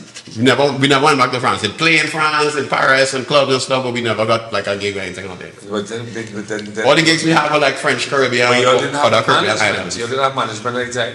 Well, Jasmine and Frankie were managing Charlene. Yeah, but my mom wasn't really managing me that much anymore. I was kind of just doing my own thing by that time. Yeah. She would come in every now and then to like help me out, but she wasn't really. I was kind of. Yeah, I think you. By that time, I 25, 26, so like It's really is an old time. That's really is because the see thing about it is what point in time did you all link with Ziggy? Ziggy was but no, funny story. Ziggy, Corey Francis, is Hugh Francis' son. Hugh Francis used to be a minister at the same time. My mom was a minister. So I know Ziggy from since we small. But when the Ziggy Rankin come watch and then someone like Buju Banton, he used to move with Andy and them back before I came in the clique. And they had recorded some demos and things with him or whatever. And I keep hearing this Ziggy Rankin and these different songs. He had featured on a couple soca songs too, like because he had songs like Buju Rich and Buju was hot at the time. So he featured on a couple like soca, like a little verse and a thing. But Andy kept talking Ziggy, and then we went by Keith. And Ziggy was there to record something, and he was like, yes, this is Ziggy, this is right. And me and Ziggy, like, Ziggy watching me, I watching Ziggy, I was like, Corey, and he's like, Patrick, I was like, what are you So I actually was Corey and I actually knew each other before he was Ziggy and before I was like.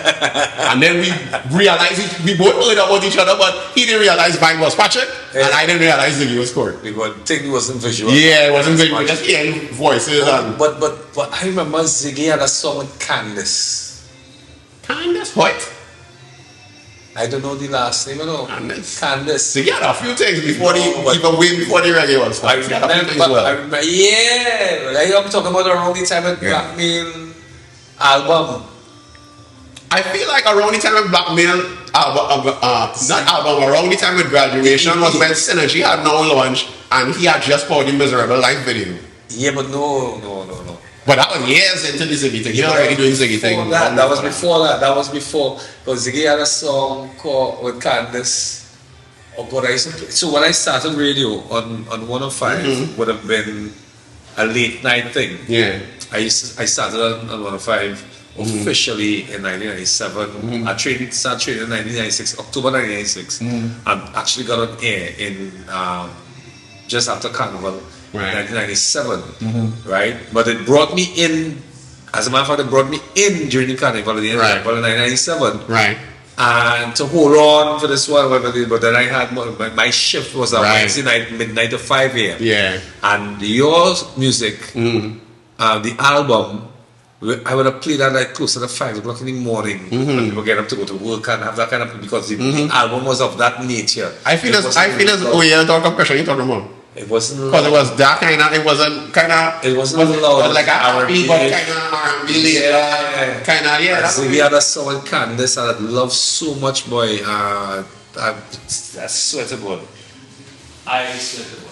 This is where if I still had charge of this, I will put them on. In the meantime. Yeah. So all of these things kind of bounce up into each other in 97. Yeah. And that was kind of, I feel, at the time I felt like this is the universe telling me you could do other things. Because yes, the blackmail thing, finally, people hear blackmail have songs or whatever. After the finally. But by that time, Joe Taxi done the, Andy done big. People don't ask what Andy doing for the next year, and everybody in the business, whenever, to his credit, whenever people ask Andy how the song thing, he always say, boy, vibe, I could not do that without vibe, didn't vibe right, vibe in background, you understand? So, people started to link me now to be like, where you write this song, where you write that, so, that was the start that people kind of realizing, oh, vibe, but we know vibe, you know, Kiss Kitty Caravan, he could sing, whatever, perform, but, you know, he write and produce like he talented beyond that now. So now, I'm very, very concerned with that statement because you would have been with the whole Kiss Kitty and Shock and everybody, and I guess it would have been the onus of you to make the decisions of which direction, but yet still you were innocent in his own. Yeah, everybody kind of was figuring it out, including Robert and them. To be fair to them. Everybody was like, nobody ever did anything like that before, so everybody was kind of figuring it out as it was happening. The only person who had some experience was Christian, and Robert and them didn't always listen to what he was saying because, again, they already know what they're doing, and they feel they know what they're doing, but they already know. Or everybody figured it out on the fly. So, yeah. Yeah, but everybody else made money. I mean, yeah. Everybody made more money than us, but you know, it is what it is. So we go down here now. So we now we reach 97 into 98, and we have the follow up. Things happen. He do Soccer Malaka, he did pretty good in the second year too. I started getting a lot of calls to the background. People started talking about writing things, and that started building, right? You drove a taxi, still happening. Big man, yeah. you was started to get calls. You were like, Vibe was on every blasting thing that was when it comes to music. A lot of people were calling me to do ads and features on songs and things, doing this shaggy voice. To the point where I had to start tuning. I had to start telling people, nah, I'm not doing that shaggy thing anymore because like that I could do what that's not the only thing I could do. I don't want to just be the shaggy guy for the rest of my life. You know, at that point. But yeah, so that all of that happening. So by the end of 98, now my son, my firstborn, was born in. Vibe had children? Yeah, two. So my firstborn, my son, was born when you had time to do that, in between. So my had to be in between. It can't be on the side. My firstborn was born September 98, right? September what? 98. Yeah, 2nd of September 98, my firstborn. So you know when you have your first kid, especially, you just go into this. Okay, I have to provide for this new life. I had to get my shit together. Oh, so you went up in a different option? Yeah, so my levels is like, okay, I had to start to see like dollar signs now. I had to think about this from a business perspective. Because all the time I just do anything on the fly, just this is like a good idea. I go make it from 14 till what? 20. I was 20. Yeah, 24, 25, something. Yeah, but so, yeah. So, boom, he get born. And it just so happened when he born, I started a real house. So there was plenty back. Anybody in background science, I kind of probably would have doing background. Anybody in the background thing, this is the price, doing that, right? In the process of that, now, this was when, now, 97 Shock does Big Shock with Marshall with Road March, that take Ecstatic up to God level. It's the biggest thing in snooker ever. They changed the whole game at that point, right? Mm-hmm. Follow up here, Shock does Footsteps. But this new producer, a guy by the name of Anastas Hackett, who everybody knows as Nasty, produced a song called Toro for Marshall, that almost one Road March, but Shock's Footsteps edge around by our thing. So Footsteps comes Toro comes second. Oh. But that make Nasty a big producer. Nasty also did Tractor for Iowa. Nasty X? No, Nasty. NAS-T. Yeah. He was a Rasta man from. He's a Trinidad born, and his parents from Trinidad. But he lived raised in New York. He grew up around Jamaica. So he originally started out doing dancehall. He was actually the drummer for Maxi Priest first. Actually, all that time he was still like take a break from Jonathan Nasty, come and do take for Carnival and then go back. Nasty was Brooklyn. Yeah, Brooklyn. Yeah, so originally he was doing dance stuff because he grew up around more Jamaica and not that much and stuff. He had produced like this stuff, Boom Boom Faddy, Boom Boom Faddy, and a bunch of all like this stuff big songs, Take Me Never Did Done, Man, all them songs. Yeah, Nasty produced all of that. And I had heard, Chuck and I had heard because Chuck and I had music news. We always read any credits to see who produced and who played the bass. So when we see Nasty and we started do research and we find out. Nasty play soca now. No, we started we find out he was a Trinidad doing dance all that like stiff was a Trinidad and we like yeah this way. And then later on we come to meet the Nasty now when he come to work at Marshall, right?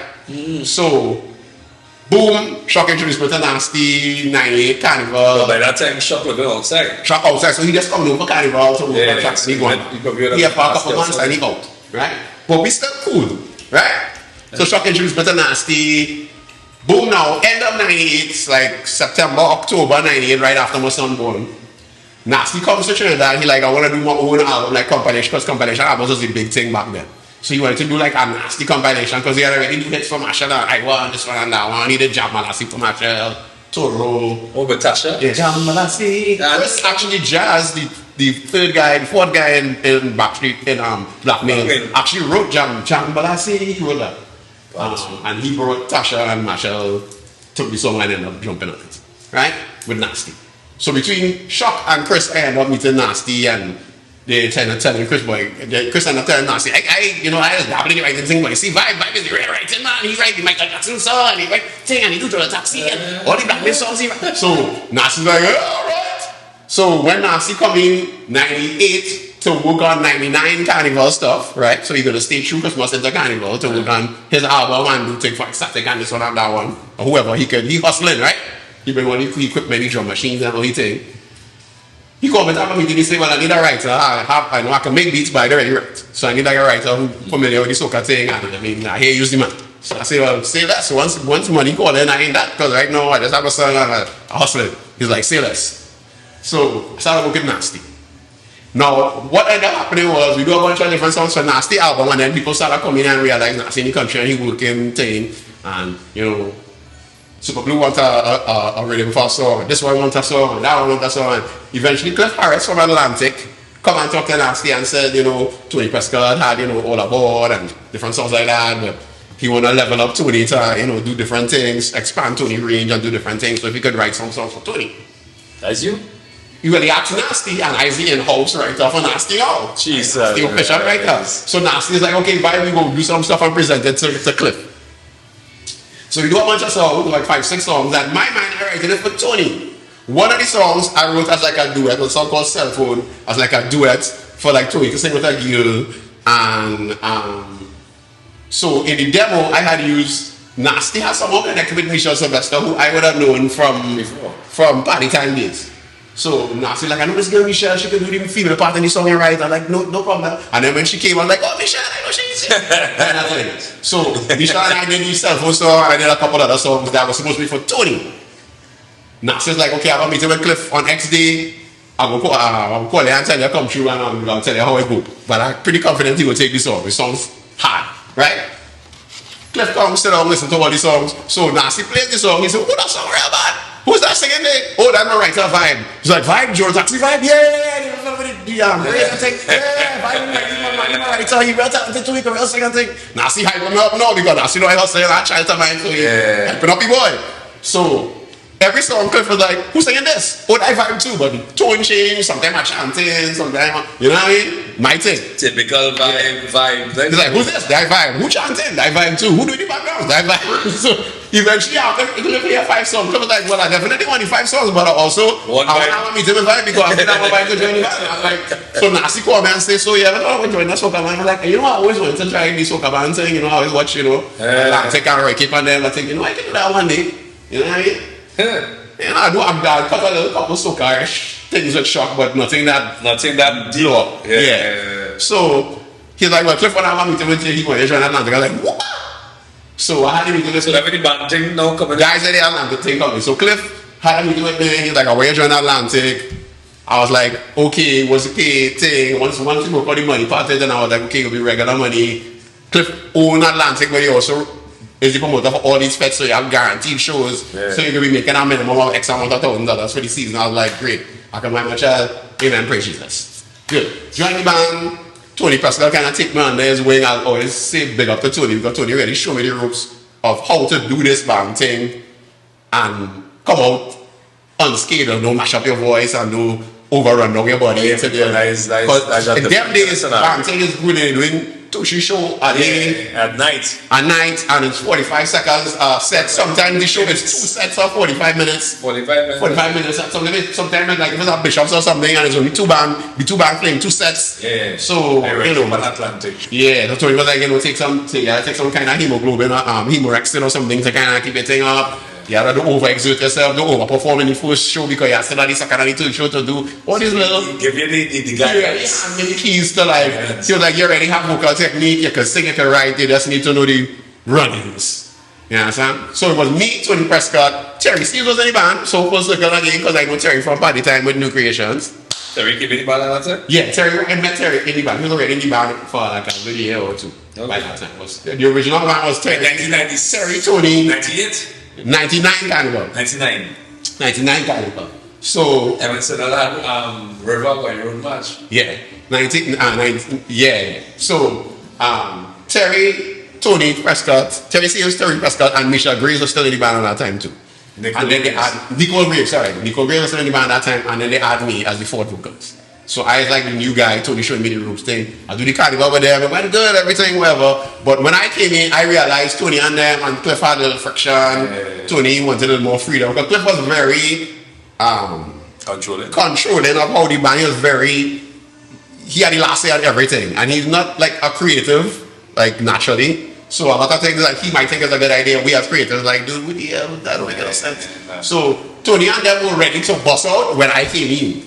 So at the end of the carnival, Tony basically said to me, look, we're going to leave and form one band, we're going to stick with the original 3 front line, no disrespect to you, we still want to, like, if you can write songs for me or Terry or anything, feel free, I know you and us still doing the writing thing, so feel free to link, we still good, but like, the unit we have already was a unit before you get here. So that is how that happened? Yeah, so they left and formed the new band Surface. And then, right? And then I went on to write Chutney Raga, Soca Madness for Terry. The kind of Surface. I write that co-produced that and then Beaver kind of finished the production. Surface. That was Surface first album. Right? So Surface went and now Cliff basically had a meeting with me and said, well, okay, it's a good thing I bring in because you already can write and all this kind of stuff. Samuel Jack coming in as the new musical director. Samuel Jack was originally in Ecstatic. He was the musical director, Ecstatic, and keyboardist. Yeah. With the Music Farm, Toro, Big Shop days, right? And then he left and ended up in Atlantic. Right. And then Jack was basically building a whole new Atlantic. Well, whole new band because remember, Tony took the whole band. He took the drummer, bass player, everybody, CP, all of them gone. Yeah, boy. So the whole band was empty. Yeah, boy. It's only me. Right? Shit. And at that point, I thought, well, is it for me? I come in, the band go, I thought Atlantic done. And then Cliff had me to say, well, I talked to Jack. Jack said he'll be the new musical director. And he built a new band and he wanted to know if he'll stay on. I said, well, yo, you know what you're saying there? I said, well, okay, if we're building a new band. Nobody hear that at all. Yeah.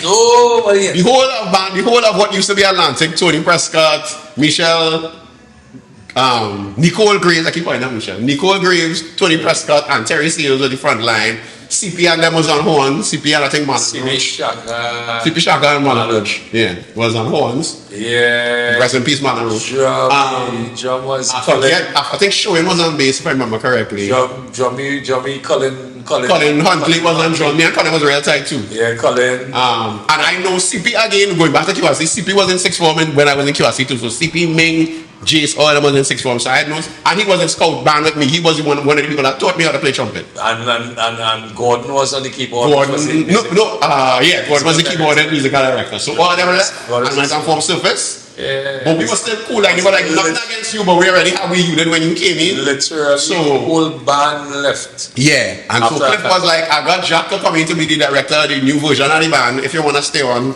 I was like, well, let me when Jack put together the unit, let Jack link man, let me know who in the unit and depending on how the unit look, if I feel like I can visit it, I will come in. But I will still write for you regardless, no problem, because at that point I thinking I would just go back to writing, right? I had a nice carnival, it was fun. You know, I had my little 2 songs, I sing them, I mash up some party. You know. Wait, at that point, hold on. So wait, you know, ting, where that come out? That's 2006, we get here. We reached here. We have a few minutes again. Yeah. Because this podcast had to stop at some point in time. Once we get there, we good. So, boom now, second version of Atlantic, Jack put together a crack shots where it was Panky Bones on bass, who was an original Atlantic foundation back. Yeah, Panky Bones was on bass. Cliff went and called Panky, I was like, boy, I need you and everything. Right. So Panky Bones on bass. I forget his drummer name, but he was like an old school drummer that Jack did known to, like a real foundation drummer. Who foundation drummer? Bucky? Nah, it wasn't Bucky, but it was like that era. I forget his name. I remember it eventually. Joey Neguai on guitar. I don't know how they taught Joey to do it. This was before Joey. Before Image. Second Image had break up and Image and Company started. Yeah. So Joey was in between. They got Joey to be on guitar. Michelle Marfan, who in, I think it's Temperature now? I'm not mistaken. No, she in Brass City Will now. Right. Michelle Marfan was on sax and a bunch of other people on horns. Michelle Marfan, she's the Fire one? Yeah, Fire Lady. She was in, I believe it's Brass City Will. She's the F4? Yeah. Fire officer. Yeah. Female fire officer. Fire officer, yeah. What can be police? One of these two. Police? Fire. One of them, yeah. No, she was in armed forces. And then the front line wound up being Keisha Stewart, because Samuel Jack had worked with her in some other band before. Darling. Keisha Stewart. Darling. Stop Brandon Star George, who everybody didn't know at that time from Airplay. Airplay was hotter than times. Yes. Right. So Star came in. Samuel Jack and Star was tight. So the first person I think he put him like them in Star. So Star, Keisha Stewart, and then Billy the Kid and Squeezy Rankin had this big song, Bad Vybes song. Yeah, Bad Vybes. They got Casey Phillips, the 12-year-old producer behind that song. Bad Vybes song, this was yeah. So coming off of that the second year, they had pulled Billy the Kid in because they thought Billy would have bringing the ground and rough neck kind of champion vibes. So they put in Billy. So the front line was Billy, Keisha, Star, and me. Right? So now, that was a good and a bad thing because there's 4 new frontliners and everybody kind of trying to tell. Yeah, it was difficult. Of course it was difficult. It was difficult. And to gel as well. Recorded a whole album. All the songs that I did, I co-produced, I basically came in the band room. Same thing I do with Andy and all my other things. I come in the band room and I tell Jack, the kick to go so, or the thing, so now I program the kick myself. You know what I mean? You start the drum machine and I got programming team. So Frenchman Jam, Invasion, and a third, there was some other song. And a couple of Keisha songs I wrote for her. Like Keisha. Yeah. Me and her together. Yeah, that was the song we did so about that, yeah. So we did our songs, then Nicholas Branca came in and we did a song called Look at John Bay, it's John Bay. Star George.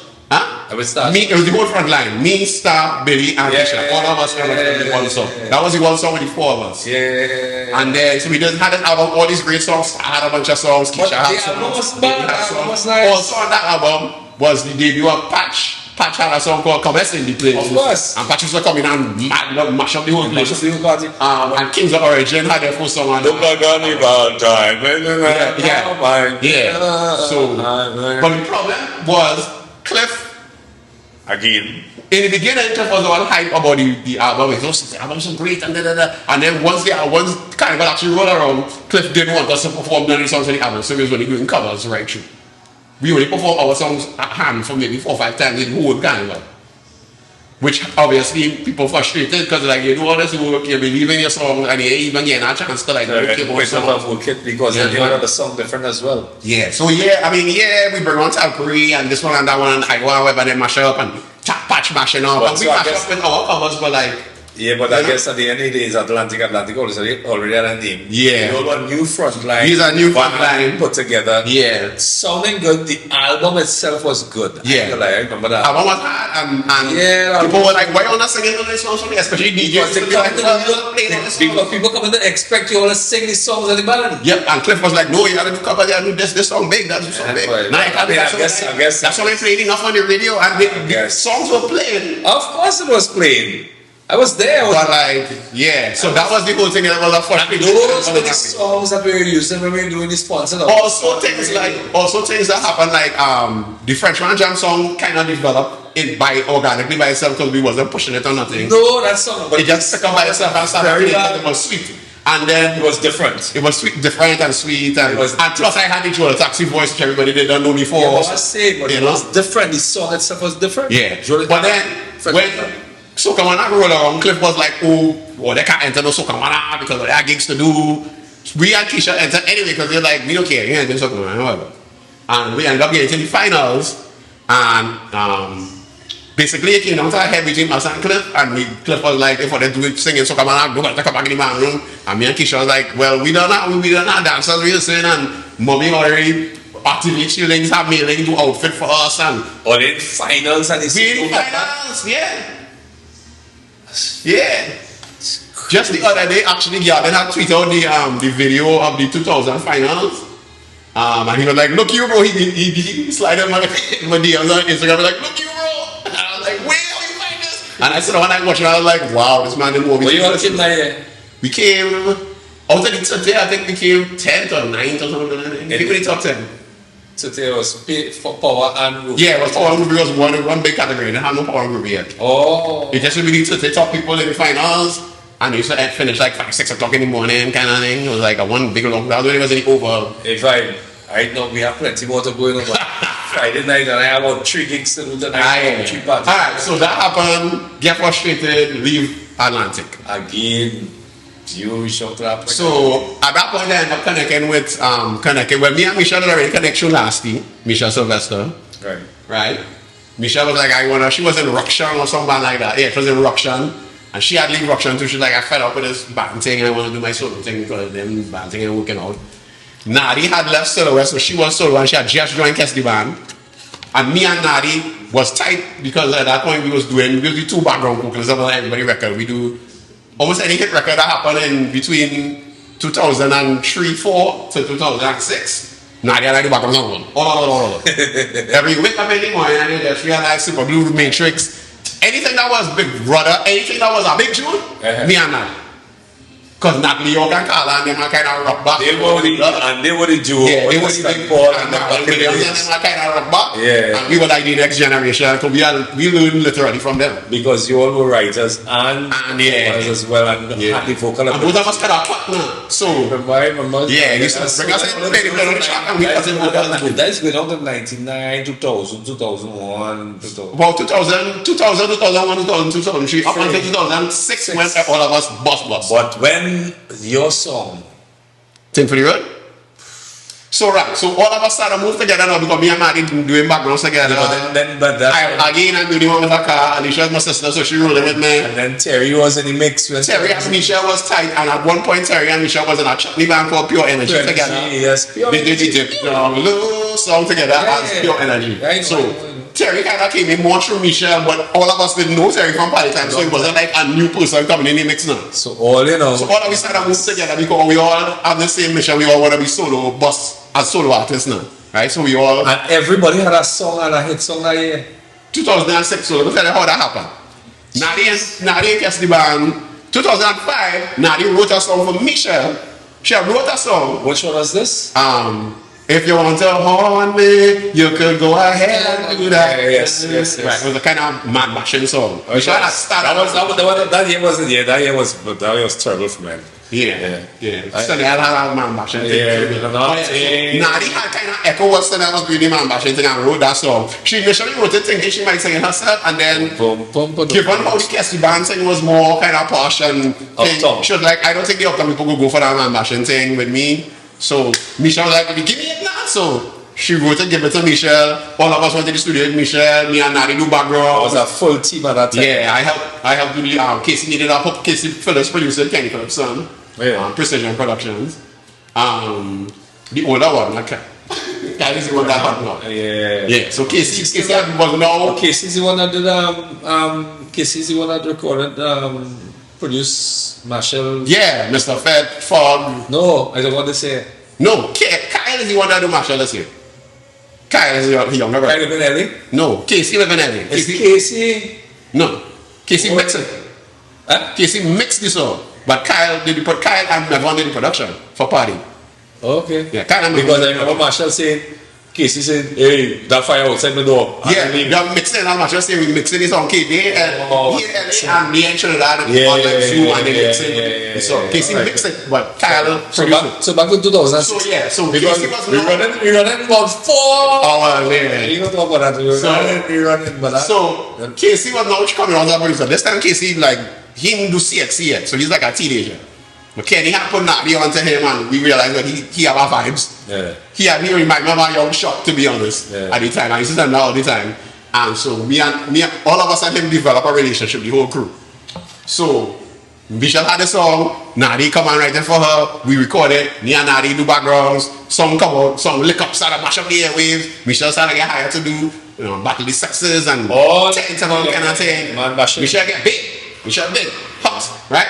Second year now everybody watching Michelle, wait, come on with another one. So now they write a second song for her. Somebody sleeping in my bed. Same thing, all of we go in the studio. Them days, everybody used to go in the studio for everybody track to make. Because we as a team, we had everybody had to get through. We ended up calling ourselves Big Artist Crew because we used to come to do shows or whatever, do little performances. And people used to be like, we have some small artists here before I want them to come on and be like, what kind of disrespectful?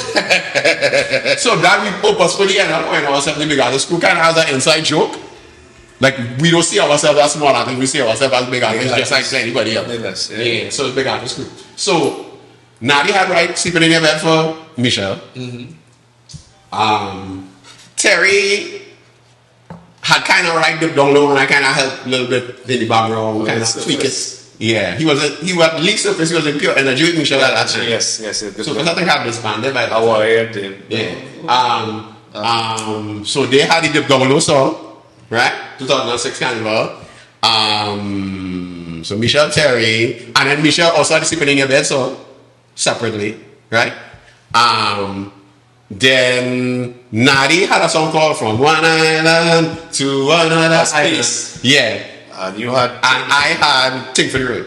Right? Imagine that. Ting for the Road is that title of a song now, I think, you know. Yeah. And Alicia had a song called Party, which she had come up with. Yeah. That Pussy. That was the year after. I write my Pussy for Nadi, actually. Yeah, no. Alicia song. Party, it says Carnival Time, free your mind. Was Alicia playing? Yeah, so Alicia had sing this hook. She had like, I have this idea for this hook, and she had sing that exact hook for me. And I was like, yes. Yeah, and she was like, you know, you're right, it's not something fair. I was saying, but you think fair and go on or something with me? I was like, I will talk to Galen, never know. I talk to Galen, Galen talk to Fayan, Galen come and say, yeah, fair inside, just tell she when the session. Because we did a quick demo with Casey. Yeah, but they have a video as well too. Yeah, they did a music video night. Yeah, that was sweet. So they did video for that was very bad night. Yeah, so that year I had helped Alicia write You had Soca Monarch guy too? All of us was in Soca Monarch. Yeah, bro. You all came in the top like top 5, 10, top 6, 7, 15 years. Yeah, all that though. I came 7th, Alicia came, no, I came 5th, Alicia came 7th, Nadi came, I think, 8th. Yeah. I think Terry was 10th or something. Well, everybody was in the top 10. Everybody was lashing out, but the parties was hard too. Yeah, so I helped Alicia write party and organize the fair and through Galen, activate my links and thing. I helped Nadi with One Island because she had like parts and she didn't know how. She like, I know all the parts good, but I don't know how to arrange them so it makes sense as a song. And I was like, put this here, put that here, go to this part, go to that part. Because at that point, I trained in that.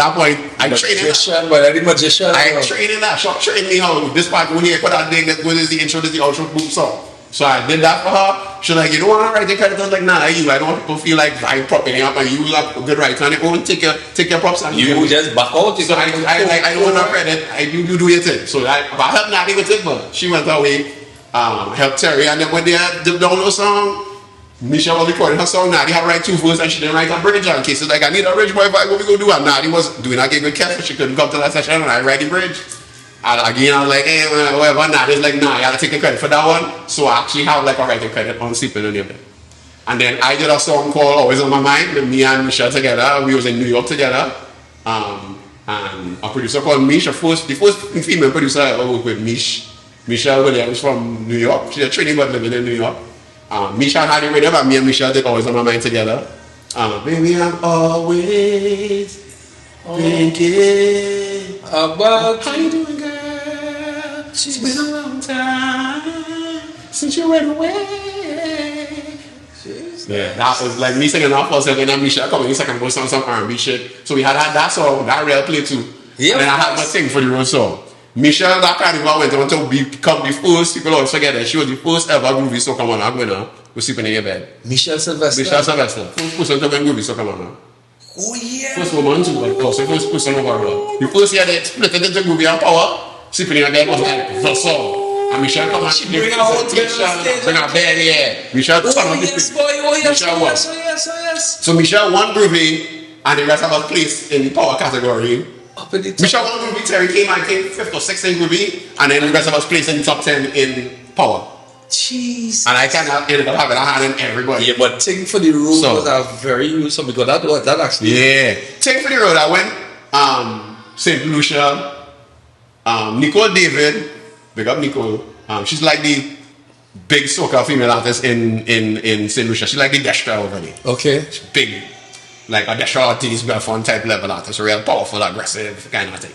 So Nicole had one road march like the year before or something, and I invited me. She had flew me to Lucia to try and get me to move there and join a band. I was like, nah, I'm trying to do my solo thing. But in the process of being there, I went to a show and I met this guy called Ninja Dan, who was like St. Lucia version, like a bungee, he was like a chanter guy. And Ninja Dan had do the show where he was doing this thing where he singing rhythms and the drummer playing it. And I was watching the video of it when I went back home. He had sent me the video on I think MySpace or something in them days. And I watched the video of him and had a part where he literally was singing ting ting ting ting ting ting ting ting ting ting ting ting ting. The drummer was playing boom ting ting and I was like, yo, that whole song though. That song. And I ended up writing one hook, second hook, third hook, fourth hook, and hook. That's so a vibe. That's what I went by Julio, make up Julio Nelson, who also did that. He said Julio? Yeah, Julio did spread your Princess Stone. Yeah, spread your hands and let go. And I'm Prince Stone, like you can walk or something. Yeah, down in that movie. Down the back there. Yeah. Them days he was working out at Young Master Studio in La Forest, so he was right there to me. Wait. But all the way in the East West corridor, except Terry. Hey, exactly. The block. You have to finish the block right now. Man, go. Yeah, so yeah. Part 2, part 3, part 4. Everything coming up, and we ain't even reached to know where Vybes is at now. Yep. But I want to ask the question, Vybes. Yeah. After all those things you went below the surface, for how long now?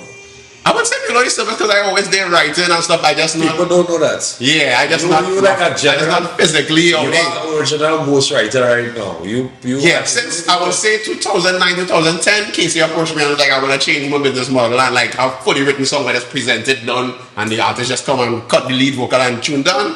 I was like. So that's who you work with now? Up to I was working with Casey originally, and then since then, I just anybody who's want to work with me, I work with them. What are some of the products right now? What are some of the songs right now that people might know that you have had a pen? Still doing production? Still, I trying to do more production on my own now without having to depend on producers, just because that's the next. But so between 2010. Between 2010 and now, let's see, K Rich, Wine back the bumper on me. I write that. Trying to think what else. Marshall Remedy, yeah, you are the remedy with Shaggy on it. That was a full circle kind of thing. There you go. Yeah. Well, Casey just called me and they be like, hey Shaggy, I was like, oh, don't say this. Let's see that. I'm trying to think what else. Just to name a few. Destra, another good one. Destra came second in Soca Monarch with we gonna mash up everything I come into. That's me singing background vocals, everything. I write that. So yeah, I mean it's a lot. But those three I feel kind of covers the covers all. I think you have a lot more. There's a lot, but yeah. Yeah. So what we gonna do, right? We gonna stick up in this one. And come back part. Yeah, gonna be part 3. But this gonna split up in the 2. This gonna split up in the 2. I'm gonna make people wait and mouth open. Like what the hell happened? What happened? Because we still at 2006. Yeah, we ain't go through 7, 8, 9, touch and glance over 2009 until now, but like. But we didn't know because we just had to get. I want to get a piece to this and leave that for now. For part 2. Yeah, true. They end up part 3 because this is 1 and 2. And this going into part 3. Yep. And ladies and gentlemen, this has been on the block for today. This has been Patrick Vibe, Energy God. I try to come on here, The next time we come, and I think I come by you sit down in the studio. Sit down in the studio by Vibe. The next time you see Vibe and I will be in the studio by him, and we will hold our vibes there. Yep. And we'll give you another session in part 3 to come with this one because trust what I'm saying to you. Part 3. Only because of the fact that I have to tonight I play. Yeah, things to do. Yeah, things to do. 3 events tonight to go and do. Yeah, it's been a minute. But we here and we're on the block. On the block. And I'm glad I have the opportunity to do this because at the end of the day, this is what the block is for. The pasture on the block. And normally when on the block, we have things here. So when we finish it, we go down there something to eat. And then we go to south. But right now, we had our beverages, we had our conversations, you got all of this, and have more to come on the block. So this has been the block for today. Yep. Patrick Vibe Gordon, Black Coffee. Oh, sorry. Shervon be that coffee. I'm going to jump the black coffee. But then again, as we say, we're in Trinidad and Tobago. Yep. And we are one of the places in the entire world that is so unique in what we do and how we do it. Facts. The information that comes from here alone, big man, the same to you. Facts. We out. Yes. Bless. Blessed. Bye.